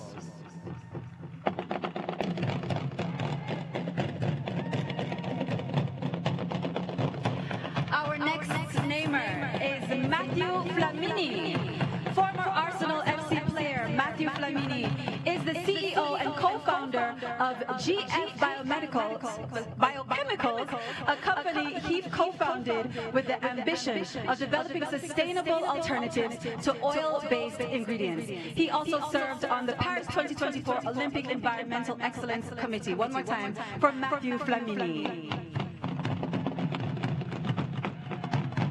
Our next namer is Somi Kakoma.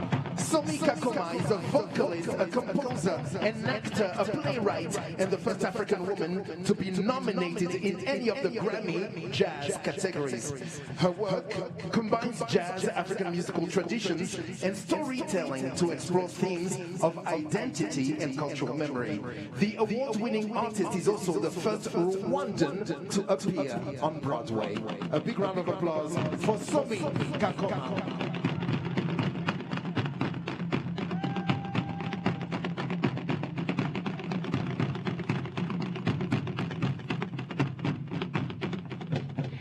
And a big round of applause for our first group of namers today. It is time for us all to be formally introduced by name to the newest, cutest members of our mountain gorilla family here in Rwanda.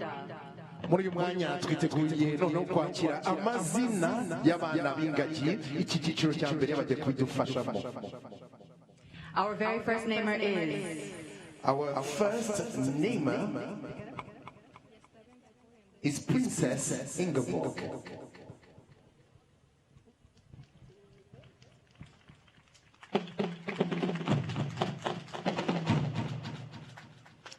Muraho Neza.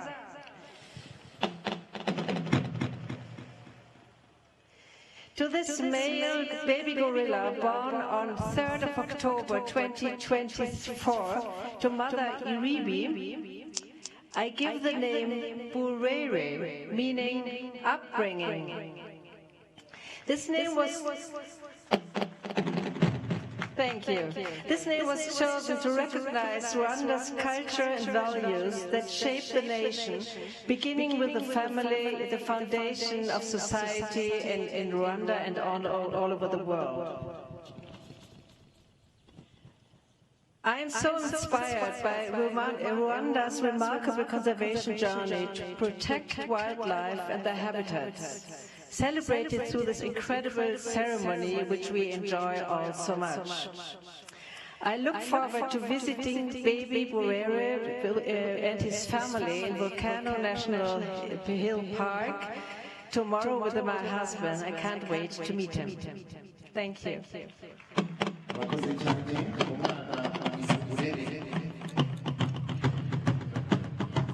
Our next namer is His Highness the Prince of Negeri, Sembilan.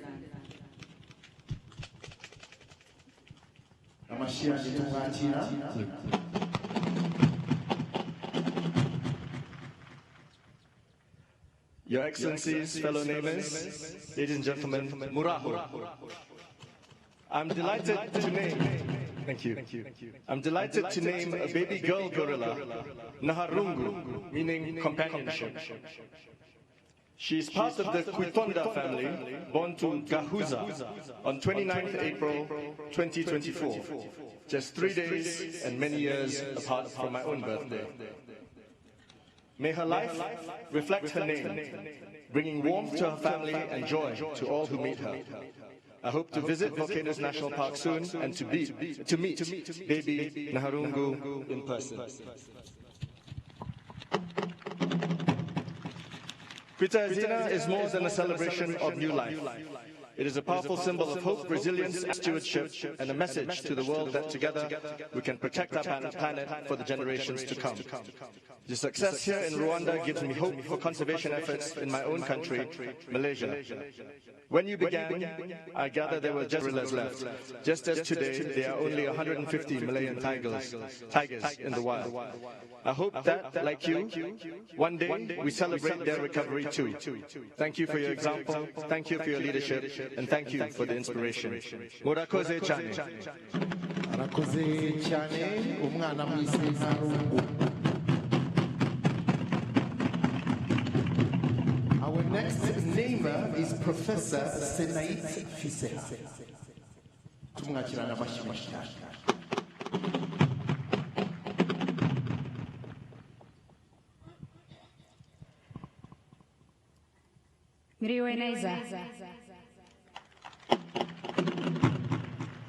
I'm pleased to name this baby gorilla Muizerwa, meaning reliable. She was born on the 20th of April 2024 to Mother Umucho. This name celebrates Rwanda's global reputation for reliability and reflects the country's steadfast commitment to fostering a supportive environment for private sector growth, investment, and sustainable development. Rwanda hasn't earned that reputation by accident. It is the result of an intentional and consistent investment in its people and the country. We see this in its remarkable conservation journey to protect wildlife and their habitats across sectors: environment, health, education, technology, and innovation, to just name a few. As someone who immigrated to Rwanda from the United States and chose to become a Rwandan citizen, I continue to be inspired by this remarkable country. I continue to be inspired. Every day I get up and say, how can a leader consistently prioritize its people over anything else, any material stuff, and the same kind of commitment is extended to the gorillas. This is absolutely remarkable. So that's steadfast leadership and its commitment to doing what's right for our people and our continent is so clearly at display today. Murakoze cyane, and I so look forward to visiting baby Muizerwa and her family at the Volcanoes National Park soon. Murakoze cyane. Murakoze cyane Professor Fiseha umwana amwise Muizerwa. Our next namer is Mr. Kim Sanko. Tumwakirana amashyi menshi cyane.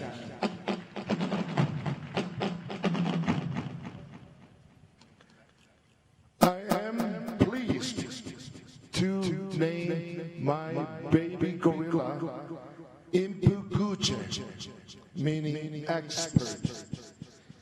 She was born on 21st July last year, and her mother is Ahazaza, meaning the future.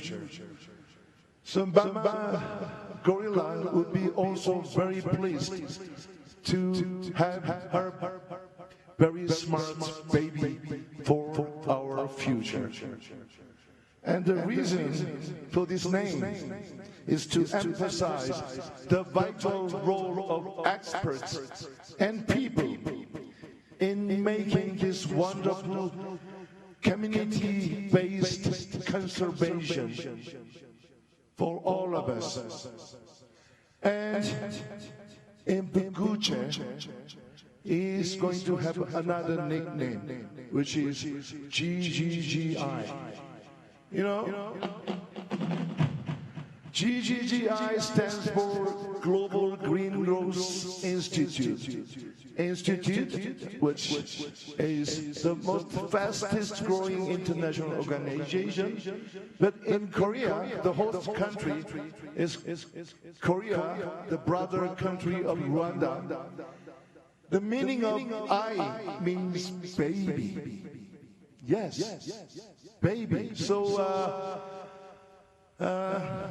Impakuche is also my baby of GGGI. I guess, thank you. I guess you might remember the K-pop about 20 years ago that went like this: GGGI, baby. Yes. Yeah, thank you. Some of my age knows this song, so this gorilla is my GGGG baby, my baby, and I love her. Thank you very much. GGGI.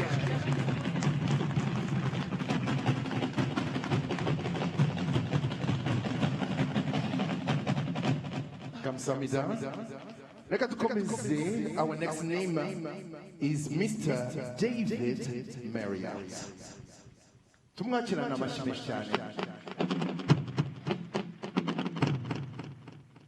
Muraho. I'm pleased to name this baby boy Rwanda, meaning hospitable. He was born on January 22nd, 2024, to his mother, Ubukombe. His name honors the nurturing and welcoming nature of gorillas. Their strong social bonds and communal care teach us about warmth, cooperation, and kindness, qualities that we hope Rwanda will carry throughout his life. On behalf of Marriott International, I want to express our deep admiration for Rwanda's leadership in protecting one of the world's most iconic species, the mountain gorilla.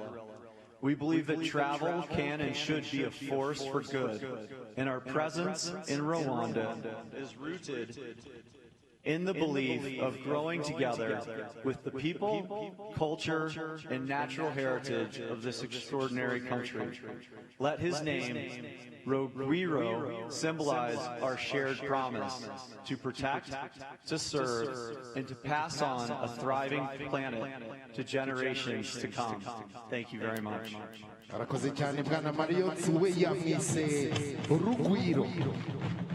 Our next namer is Dr. Yinye.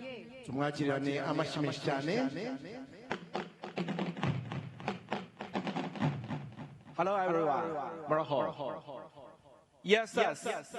Human is another monkey. There are only 4% differences in genome level between the gorilla and human. So, I'm another gorilla. I'm another chimpanzee. There's not just name to the gorilla, but look for our cousin. So, I'd like to name the baby girl gorilla Takana.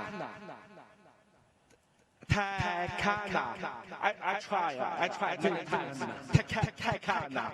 That means feel secure. Feel secure. That's very important. So my heart is full. Why stand here? Because I think about how about the event represents. It's not just a name party. It's a promise. The promise, the law of the line, will never fade. The wisdom of Rwanda people will never be lost. And our next generation will definitely inherit a better world. I have some tears of the rangers because they lost their rhino to poachers. I also saw the smell because the community helped the elephants back to their hometown. So thank you for all of you. You lived the fair. You proved that we needed to make the choice between the people and the nature. The hand, they can build the city. They can also protect the forest. I hope the love to our children should extend to every animal, to every creature, because we share the same West African sky. Thank you. I would like to say, I'm not just say thank you. I would like to say, keep going on. Let's fight harder, teach louder, love deeper. Because it's not just a conservation, it's a redemption. It's redemption for the animal, for the earth, and for humanity. All of in us. Thank you. One more thing, please. We have provided a 20,000 HPV test to help the Rwanda's women to do the prevention about cervical cancer. We hope Rwanda will be the first African country who can say bye-bye to cervical cancer. We can do it together. And we sequence a lot of plants and plants and animals genome, including 84 different primate species, a lot of monkeys and apes. So, if you are willing, I will personally donate all the whole genome, genetic ID to all the mountain gorillas, because they are our cousins. Thank you. Thank you.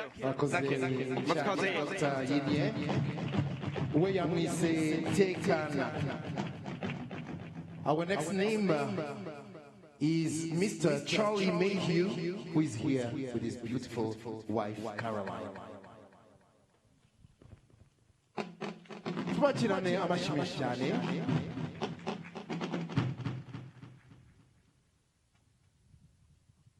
Maraho. Caroline and I are extremely honored to be here to name this baby gorilla Navojerwa, which means untouchable. He was born at the end of last year, 14th of December 2024, to his mother in Yungu, part of the Agacia family. His name illustrates the vital need to protect Volcanoes National Park and its unique biodiversity. On behalf of Tusk Trust, we want to congratulate Rwanda for the success it has had protecting these magnificent creatures, allowing their numbers to steadily recover and setting a global benchmark for wildlife conservation. Tusk is particularly proud to support the excellent work of the Rwanda Wildlife Conservation Association, and we very much look forward to visiting our baby gorilla and his family soon. Murakoze cyane. Murakoze cyane. Bwana Mayhew na madam wabo ba mwise Ntavogerwa. Our next namer is Clave Noyima. Tumwakirana amashyi menshi cyane.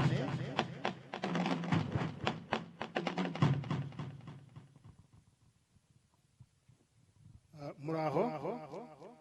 I give the name Nyunganizi, meaning supporter or helper, to the baby boy born on 18th November 2024 to Mother Akamaro. This name was given with the profound hope that this infant, as a part of one male group, will grow into strong and mature silverback. Our suggestion is that he will one day support the current leader in safeguarding and protecting their family, ensuring its continued prosperity and survival. Rwanda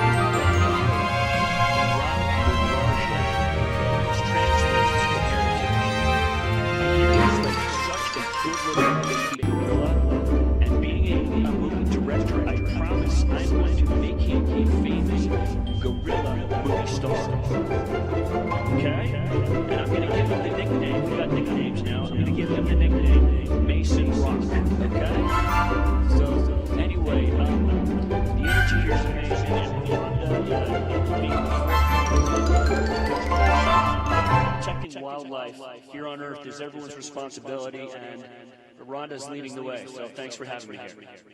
Thank you, Michael. Thank you. We have baby Mason Rock and baby GGGI as nicknames now. Our next namer is Michelle Yotot. Michelle Yotot,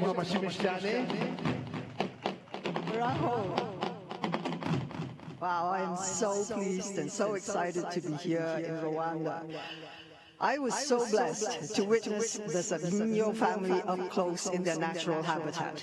It was without a question a life-changing experience. I was utterly transfixed. It was there I met the precious baby girl that I have the privilege of naming today, Rogire, meaning famous. I was already starstruck. She was born on the 1st of May to a Mama Karima.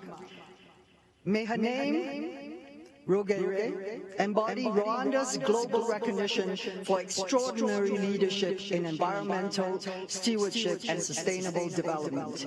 Through the spirit of Kwita, Izina, may little Rogire and her fellow newborns grow strong and free within the beauty of Volcanoes National Park, a living monument to harmony between people, wildlife, and the one planet we all share.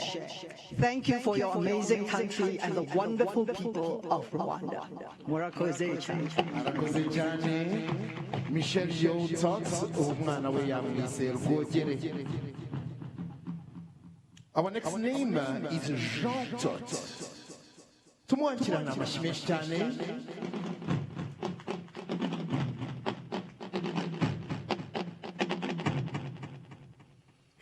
Muraho. As we celebrate 20 years of Kwita Izina, I am honored to name this male baby mountain gorilla Ruvugiro, meaning platform. Born of 19th May 2024 to Mother Gukina, the name Ruvugiro reflects how Kwita Izina serves as a platform to share and advance our vision for community-centered conservation, promoting programs that improve livelihoods and ensure a sustainable future for all. This celebration reflects the success of Rwanda's vision for conservation and community engagement. Kwita Izina showed how humanity and wildlife can thrive together, offering hope and inspiration well beyond Rwanda's borders. Murakoze.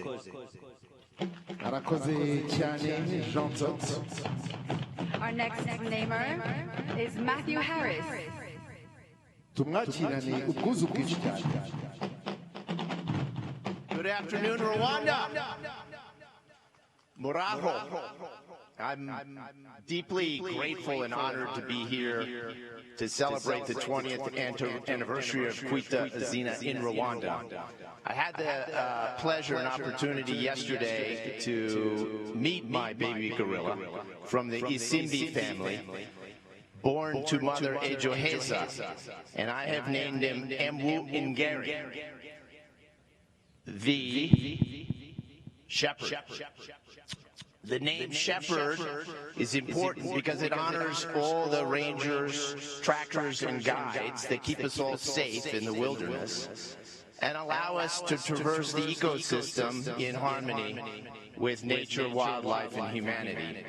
And as I'm here on this important 20th anniversary in probably the leading country in the world in terms of conservation, I remind all of us how imperative it is that we recognize the interdependence of all life, and that we take great care to construct our built world, our human world, in harmony with the complexity and intelligence of nature. And I can think of no better place to be to honor this obligation than Rwanda, which has always been at the vanguard of conservation, biodiversity, and economic growth.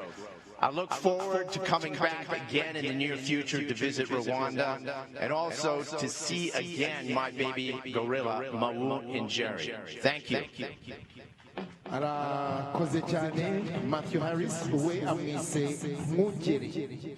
Our next name is one of Rwanda's favorite songstresses, Kajanina.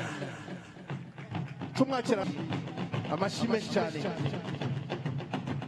Muraho neza. Muraho neza. Murakoze. Votre Excellence, Monsieur le Premier Ministre, our dear First Lady of Rwanda, fellow members, ladies and gentlemen, mwiriwe neza. I'm honored and grateful to be part of this ceremony of Kwita Izina. It is a huge privilege and a very, very moving moment. I was born and raised in Burundi, but today I have chosen Rwanda as my forever home. Ego.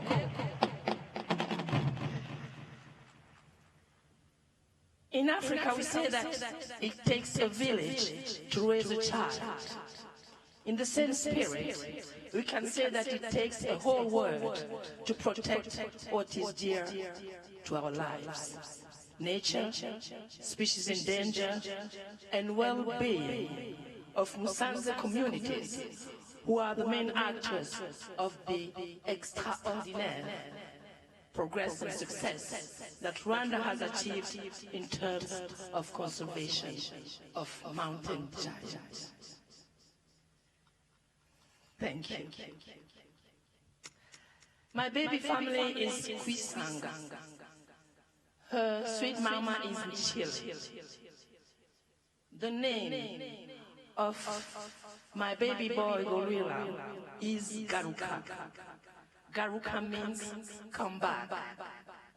I wish that you will come back to visit Rwanda, to discover all the wonders that this beautiful country has to offer you. Happy 20th anniversary. Thank you. Murakoze. Arakoze cyane Kajanine, tumwongera amashyi cyane. Yavukiye Burundi aranahakurira ariko yahisemo u Rwanda. Our next namer is Matthew Flamini. Nawe tumwakira n'amashyi cyane Matthew Flamini.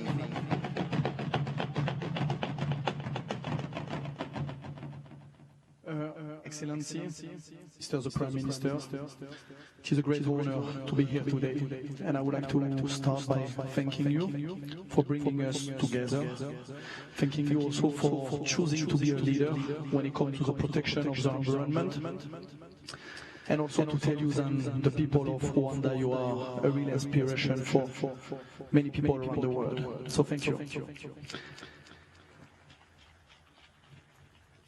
I am also honored to name this young male urubuga, meaning platform, born on the 30th November 2024 to mother Kwita. This name was chosen to acknowledge Rwanda's remarkable effort in developing platforms that facilitate tourism, but also providing visitors with a unique opportunity to encounter gorillas and experience the country's extraordinary wildlife. Thank you. Thank you. Thank you. Thank you. Thank you very much. We are Mr. Rwanda. Our next namer is one of Rwanda's best artistic exports, Somi Kakoma. Tumakira na mashimesha. Muraho. It is my honor to name my baby Iwachu, meaning our home. Born on the 15th of May 2024 to Mother Izina. This name is in honor of Africa, our home. A continent celebrated for its rich diversity, vibrant cultures, and extraordinary natural heritage. With this name, we are reminded not only of our pride in this heritage, but also of our shared responsibility to preserve and protect it. By safeguarding these treasures, we ensure a future where both wildlife and people can thrive together for generations to come. I'm truly humbled to be a part of this most auspicious naming tradition. I stand here in honor of my late father, Dr. Ibrahim Kakoma, whose research in veterinary medicine was rooted in his deep appreciation of biodiversity and interspecies connectivity, as well as my late grandfather, Saulo Rwanda, who loved his homeland fiercely and always inspired us to take great pride in our Rwandan heritage, no matter where life leads us. I know both of them are here with us in spirit today and always. Murakoze cyane. Arakoze cyane Somi.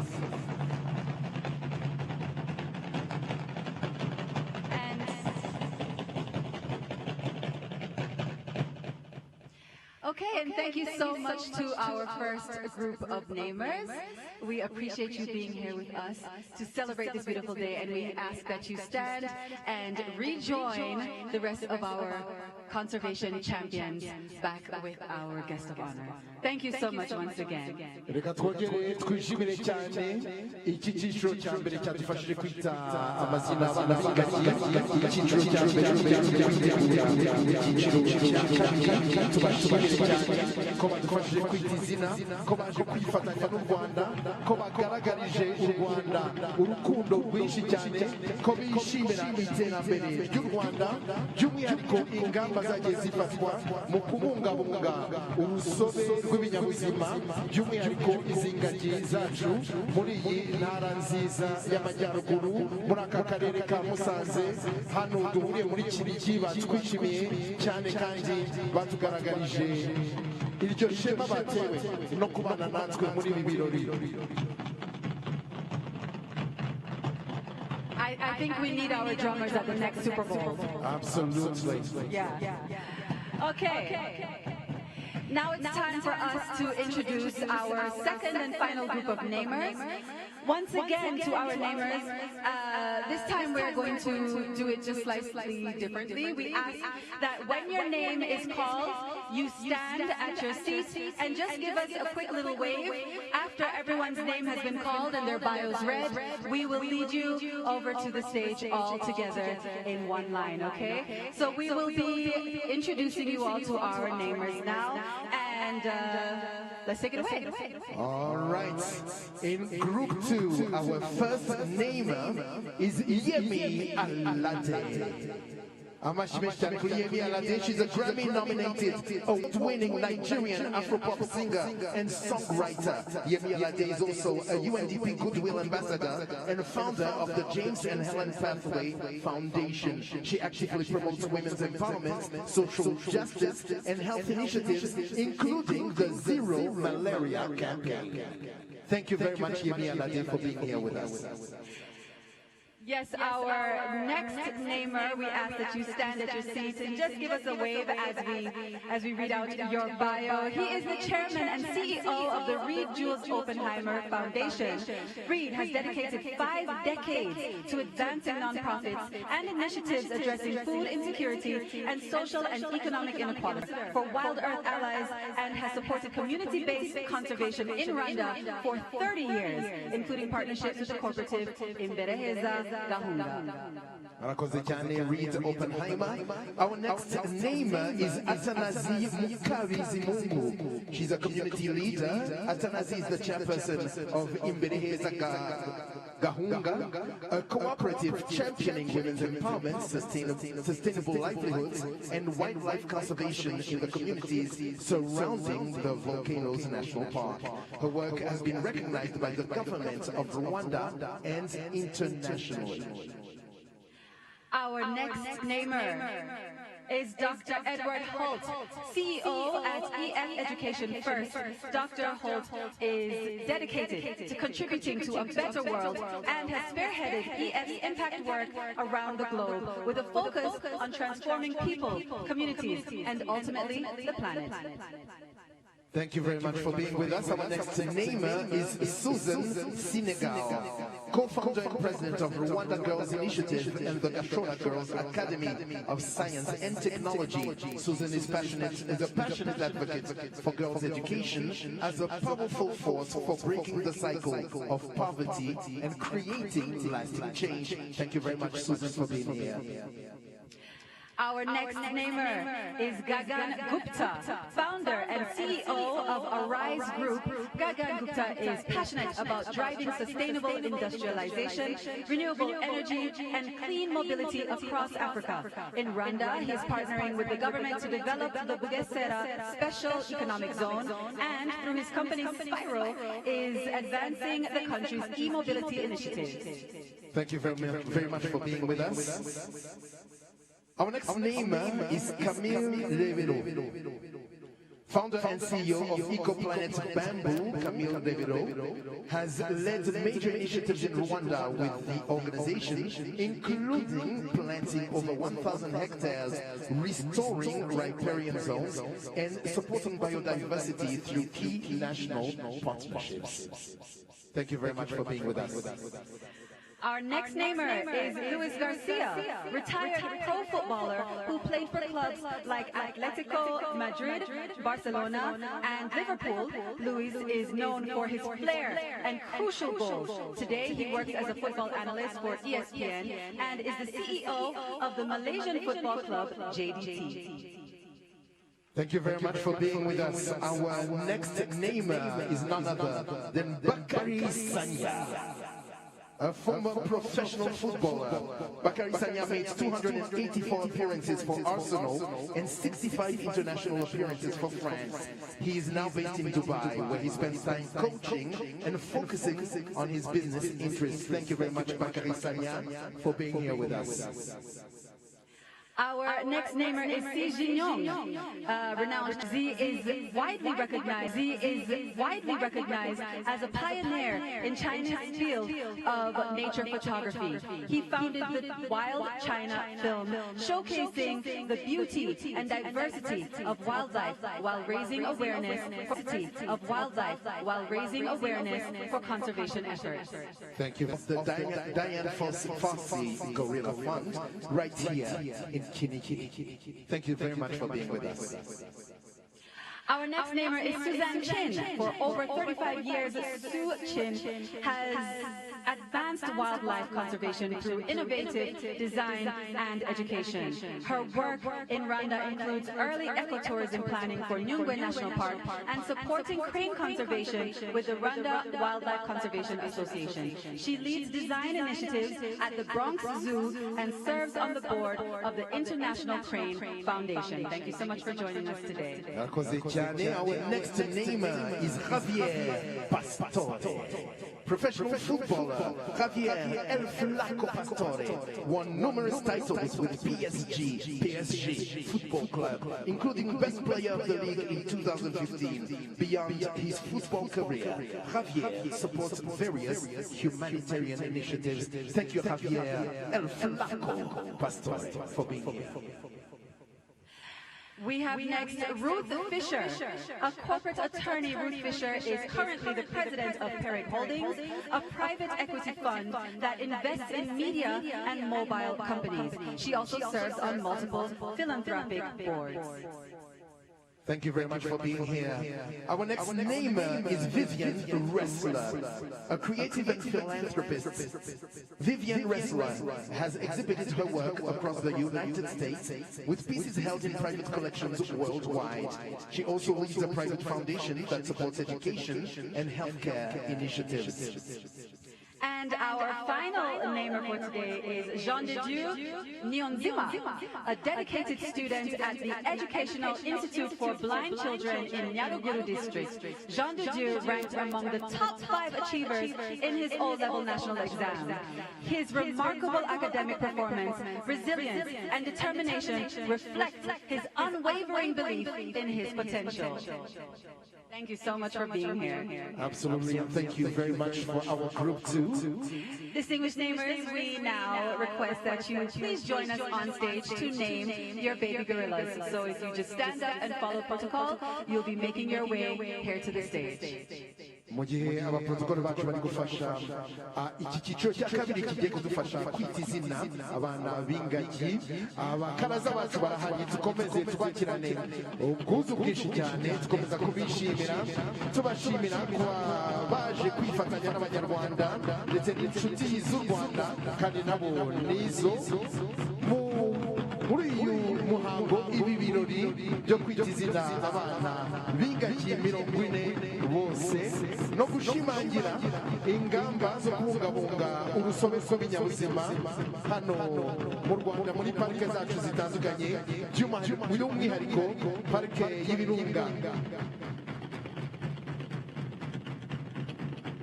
Soyez le bienvenu.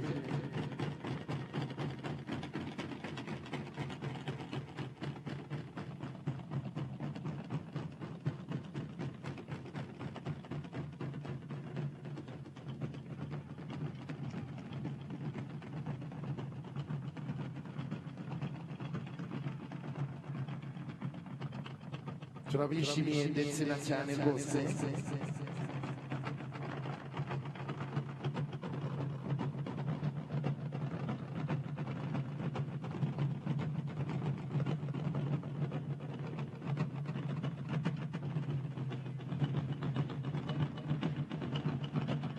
A big welcome to our second group of namers. Reka ikaze iki cyiciro cya kabiri, and let's get it started as soon as everyone is seated and comfortable. Our first namer should in fact remix her song and call it I'm Looking for Mangaji. She's the one and only Yemi Alade. Tumwakira n'amashyi menshi cyane.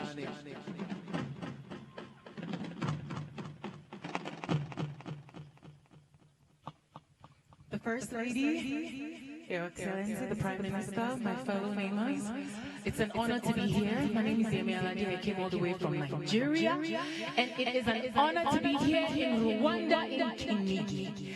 I am honored to name my baby gorilla, Kundwa. Kundwa means loved. And her mother is Mbana. Kundwa was born on the 1st of May, 2025.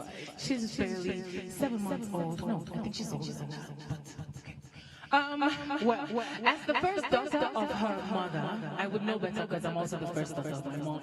It's a huge responsibility, but it's a position that can never be replaced because there's only one first daughter. Yesterday, I had the honor to be welcomed by the gray silverback alpha gorilla, Mr. Gahinga, early yesterday morning.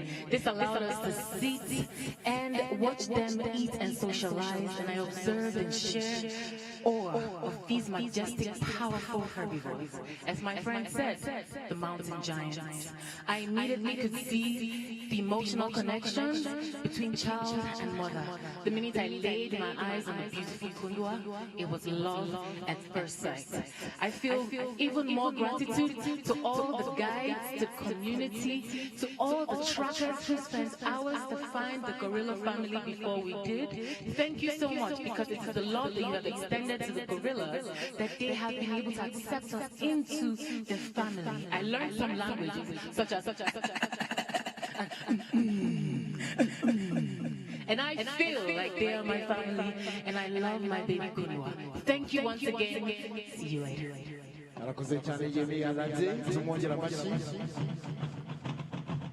Next up, we ask that Reed Oppenheimer make his way to name his baby gorilla. nawe tumwakirana amashyi menshi cyane bose uko baza tujye tubakirana amashyi menshi cyane. Maraha. I am pleased to name this young male Tengamara, meaning be safe and sound. Born on the 18th of August, 2023, to mother Muda Hinuka. This name reflects the incredible resilience of gorillas who now thrive in Rwanda's land of 1,000 towers, 1,000 hills, where towering volcanoes and nature flourishes. And nature flourishes here for one reason, it's because of the people and the leadership of this wonderful country. So I want to thank you all for that. Once on the brink of extinction, their revival is testament to Rwanda's unwavering commitment to conservation and to protect and people in harmony. As an ambassador for Wildlife Allies, I'm grateful to be part of their 30 years of collaborative conservation success in Rwanda. On behalf of my wife, Gabrielle, who couldn't be here, and my entire family, I'm honored to be in Rwanda with you all and to name a mountain gorilla today. We are proud to support the work with families living near Volcanoes National Park with a cooperative led by Atanasi, who is also naming a gorilla today. And we believe local action like hers drives lasting change for wildlife and people. We share a common belief that to save anybody, you have to save everybody. And using these tools of empowerment of women and the protection of our close cousin, the mountain gorilla. I'd really love being here today. Miracles.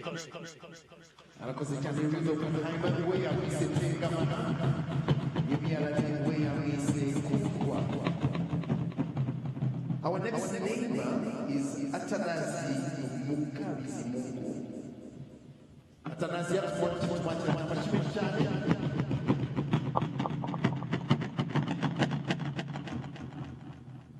muraho umwana w'ingagi ngiye kumwita Cyubahiro yavutse tariki 12 z'ukwa 12 mu 2024. nyina wayo yitwa Igitangaza. iryo zina ryatanzwe mu rwego rwo gushimira ise w'iyo ngagi yitwa Silverback Mutobo kubera ubushobozi yagize bwo kwagura umuryango vuba kandi neza. nk'umuyobozi wa koperative imbere heza gahunda, twishimiye ubufatanye bwa leta y'u Rwanda nawe n'abandi bafatanyabikorwa mu mibereho yacu ya buri munsi bwite ndetse no kubungabunga parike yacu y'igihugu.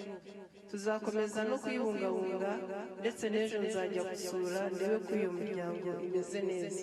murakoze cyane. arakoze cyane, tumwongera amashyi menshi cyane. Atanasi Mukabizimungu. Our next namer we asked to take the stage is Dr. Edward Holt. nawe reka tumwakirane amashyi menshi cyane, yitegura kwita izina umwana w'ingagi.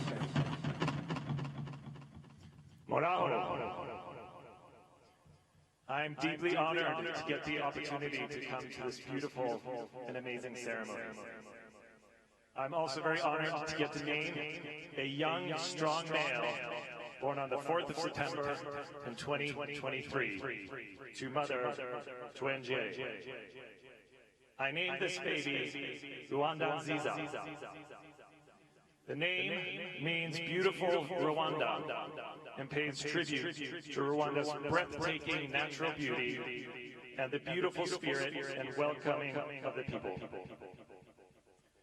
I truly believe that his birth and continued growth is a beacon of hope for the future and is only made possible by the nation's steadfast commitment to conservation and wildlife protection.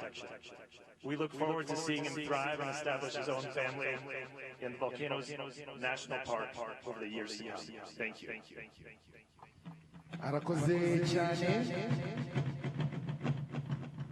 Our next name is Suzanne Senegal.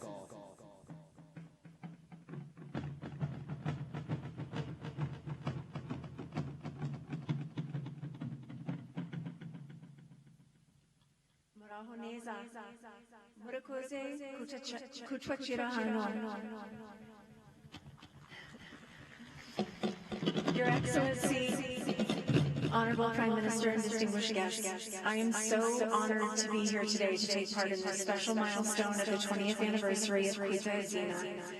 I have the privilege of naming this baby gorilla Muvugizi, meaning advocate.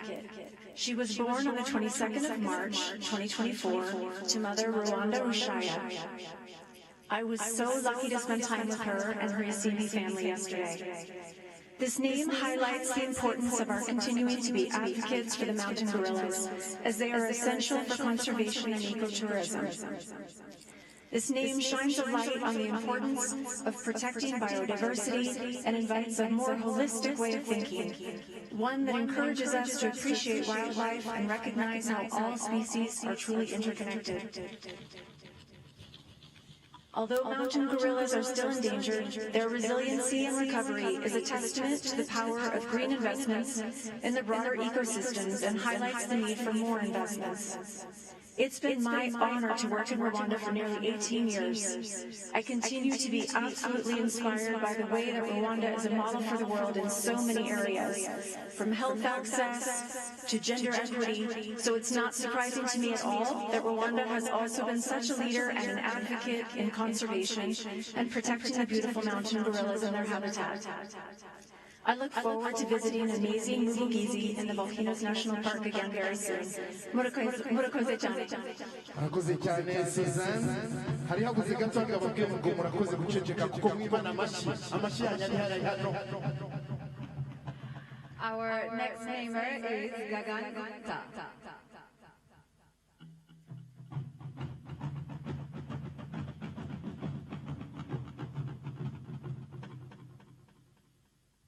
His Excellency Prime Minister, the First Lady and the CEO of Rwanda, Road, I am really honored and humbled to be here to name the female baby. And I name her Mikazami Minagazima. She was born on 30th November 2023 to mother Ikiziri. Why I name her futuristic, what really means in English, is because she truly represents the spirit of Rwanda and Rwanda people, who always are thinking ahead, who are always delivering ahead, who are always dreaming and doing things which people can learn from, which Africa can learn from, and the world can learn from. Be it in AI, be it in e-mobility, be it in innovative financing, be it in conservation. And I think today, if we roll back 20 years back, somebody imagined this in future, and that is why it is possible. So I like that we give a big round of applause to all the warriors, forest trackers, who really made it possible. So a big round of applause to all of them.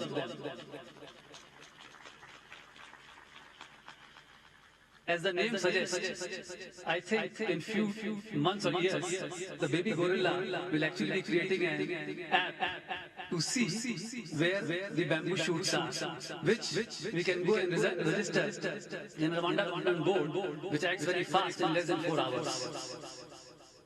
we are very proud that, and we wish that the baby grows stronger and in time to come back to see her. Thank you. Thank you very much indeed. Our next namer is Camille Rebello.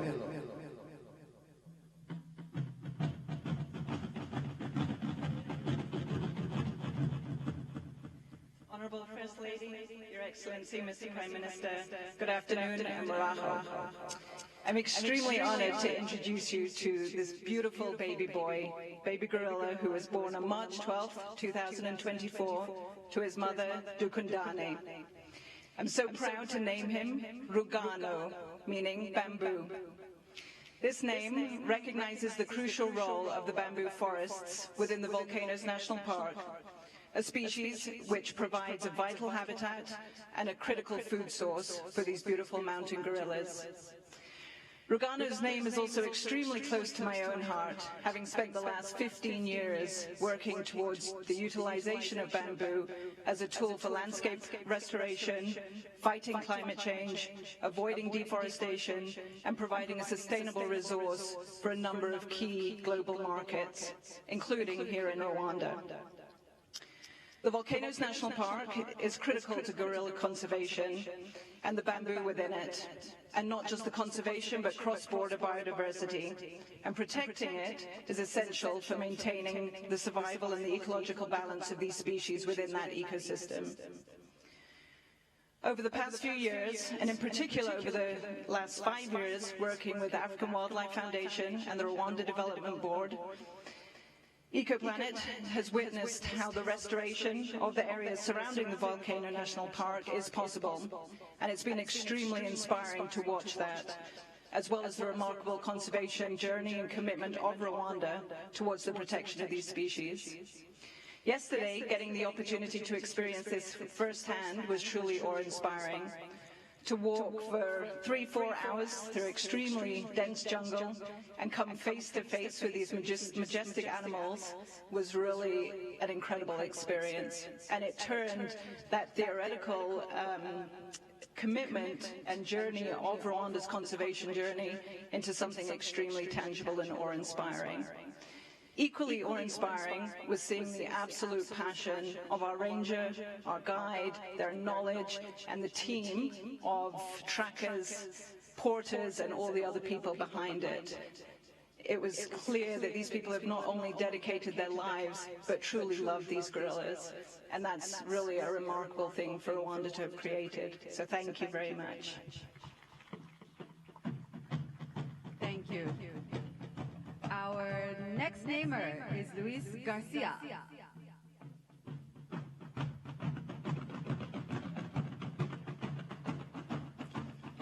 Muraho, buenas tardes a todos. I've been thinking the last couple of days how to start a routine for my speech, and it hasn't been easy.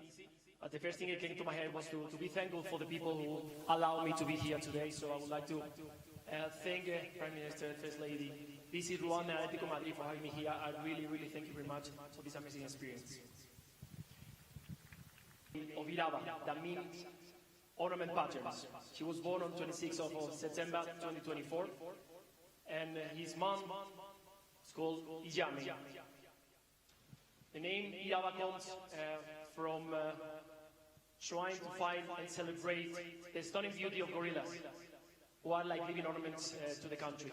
I've been a football player for 20 years, and I have good days, I have bad days, and when I retire and I look back, I always see those special moments that stick first to my head, those the good ones, the really special ones.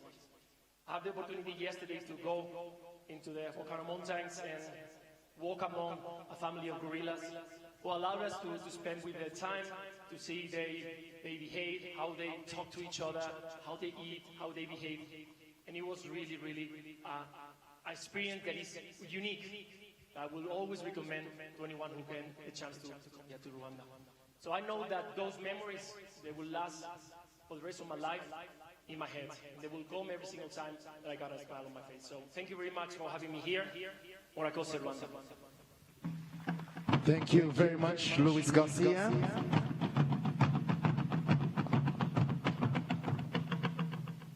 Our next namer needs no particular introduction here in Rwanda is Bakari Sanya.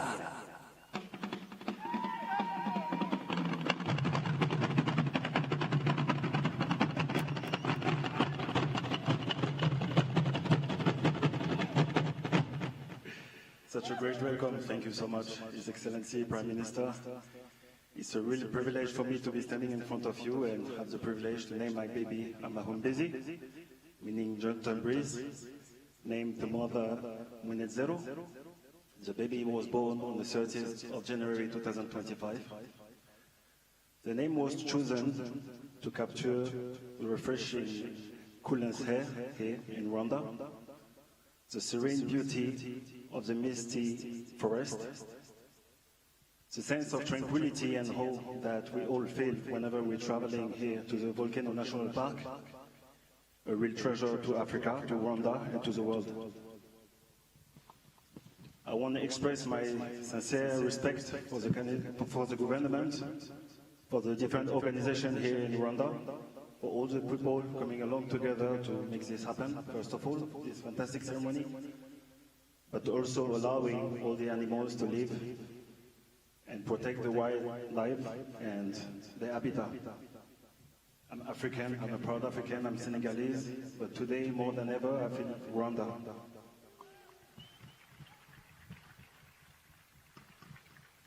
I had the privilege, like my colleagues, to be part of amazing competition, play amazing games, feeling different type of emotion.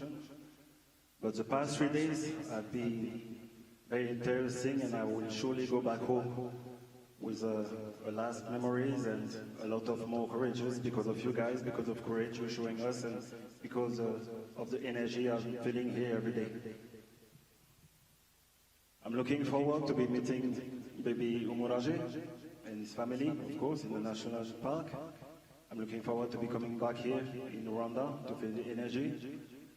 But on behalf of Arsenal Football Club and myself, murakoze. Arakoze cyane Bakari Sanya, merci beaucoup.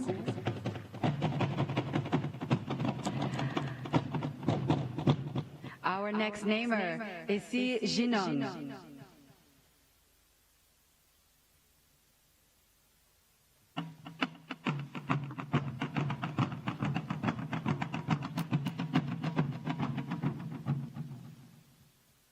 非常荣幸能来到大猩猩的故乡。我来自滇金丝猴的故乡，这是全世界最像我们人类的灵长类。能为这只大猩猩宝宝起名字，是我的荣幸。我给它取名叫希望。它出生于2024年的11月6号。他的母亲是阿加塞克，这个名字真诚地寄托了我们的期望，愿这个宝宝能战胜过去的磨难，茁壮成长，超越这个族群曾经遭遇的不幸，就像卢旺达的人民一样。30年前，我曾在中国的西南去追寻一群滇金丝猴。最终用影像拯救了他们的栖息地。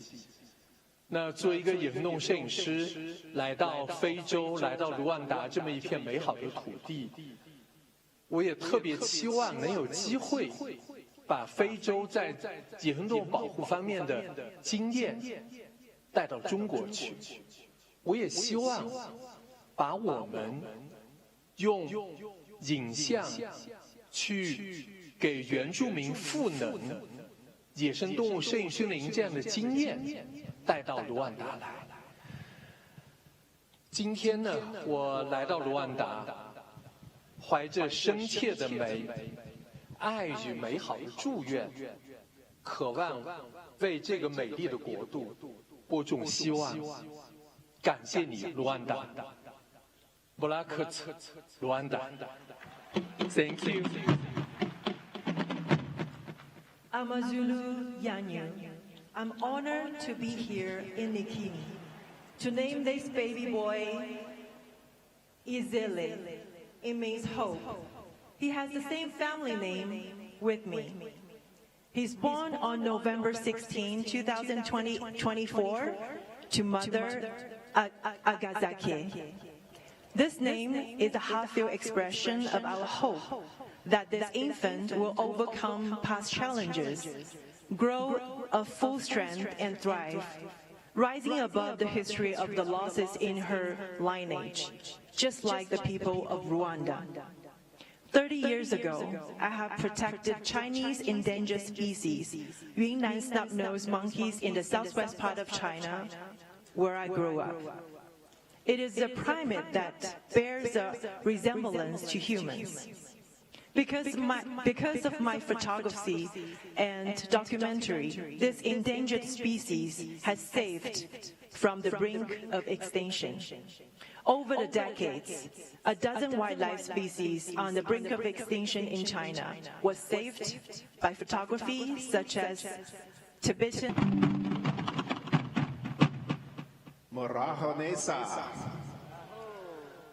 I am so privileged to be here in Rwanda again. It's starting to feel like my home away from home, and I can't wait to come back yet again soon. And I'm honored today to name a new baby who we don't know if it's a boy or a girl.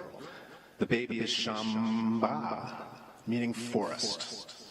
Born on the 16th of January to Mother Ubafatanya, this name highlights the vital and often unseen role of tropical forests and the gorillas who play the guardians and engineers of those forests. Through their foraging, seed dispersal, their movement, they help to maintain the health biodiversity of these incredible forests and make an incredible and irreplaceable contribution to the natural world. And I'm so pleased to be here again, and it was mentioned earlier, organizations that I've been able to participate in here in Rwanda who I want to give a shout out to because they're doing such great work to protect those forests. The Rwanda Conservation Association, RWCA, the Gorilla Doctors, and the Diane Fossey Gorilla Fund. Thank you so much.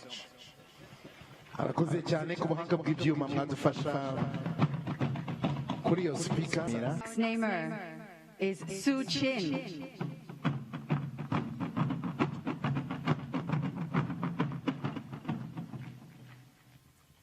Hello, Rwanda. What a celebration here today. I am delighted to be part of this special moment to name this baby Cherechezo, meaning vision. She was born on the 8th of January, 2025, to Mother Izina. This name celebrates Rwanda's commitment to pioneering a green economy. It is a living testament to the country's progressive vision. Rwanda, thank you for being a shining example to the world of a country that is committed to wildlife conservation and environmental sustainability.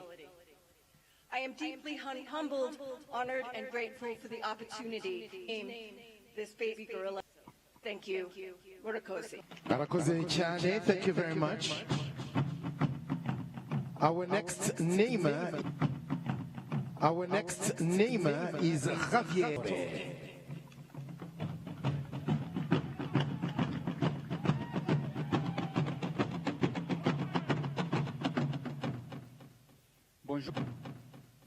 Bonjour à tous. Je vais parler français parce que mon anglais n'est pas très bon. Amakuru,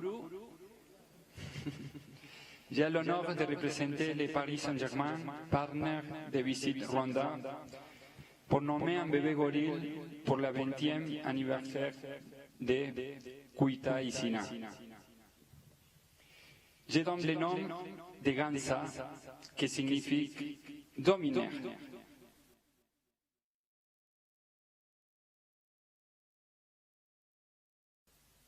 À cet bébé gorille, il est né le 29 août de 2024, dont la mère s'appelle Umigo.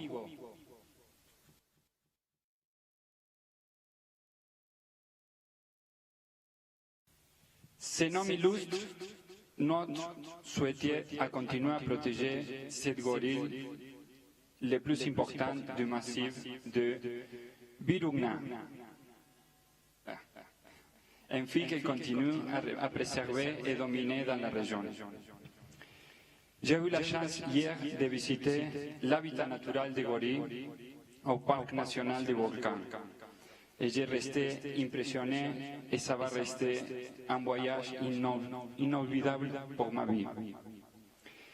Cela m'a permis de mesurer la force, la beauté, mais aussi la fragilité de cet animal extraordinaire, qui montre combien ils sont essentiels de protéger cet espace. Comme le fait Rwanda, à travers de ses actions pour conserver la faune. Je vous souhaite à tous un très belle fête et on souhaite aussi une longue vie à tous les gorilles. Merci beaucoup. Merci beaucoup, Javier Pastore El Flaco. Our next namer is Ruth Fisher.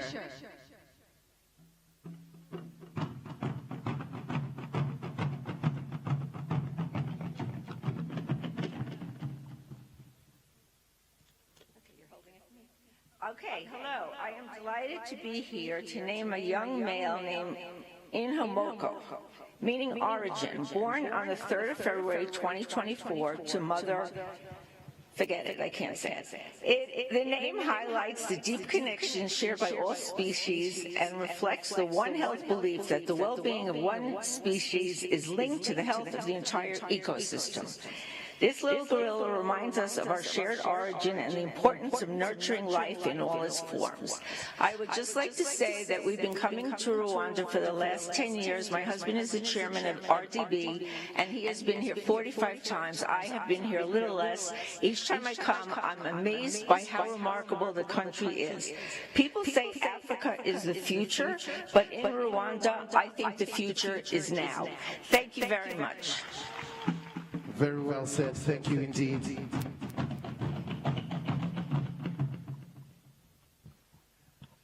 Our next namer is Vivian Wrestler.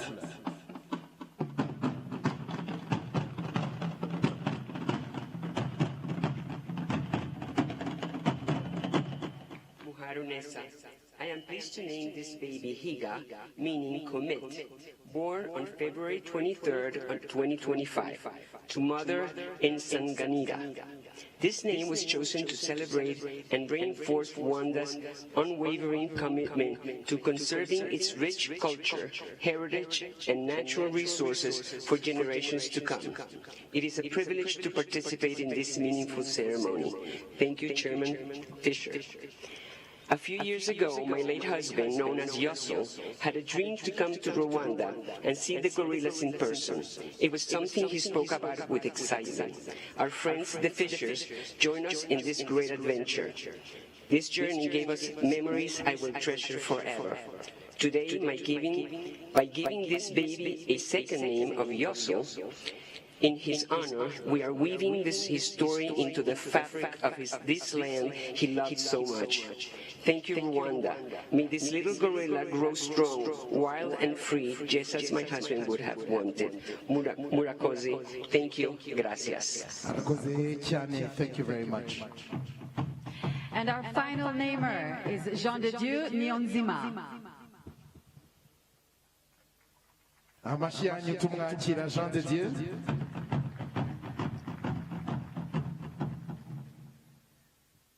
Your Excellency Prime Minister, Your Excellency First Lady, dear honorable guests, and all of you who are in this ceremony, good afternoon. Muraho!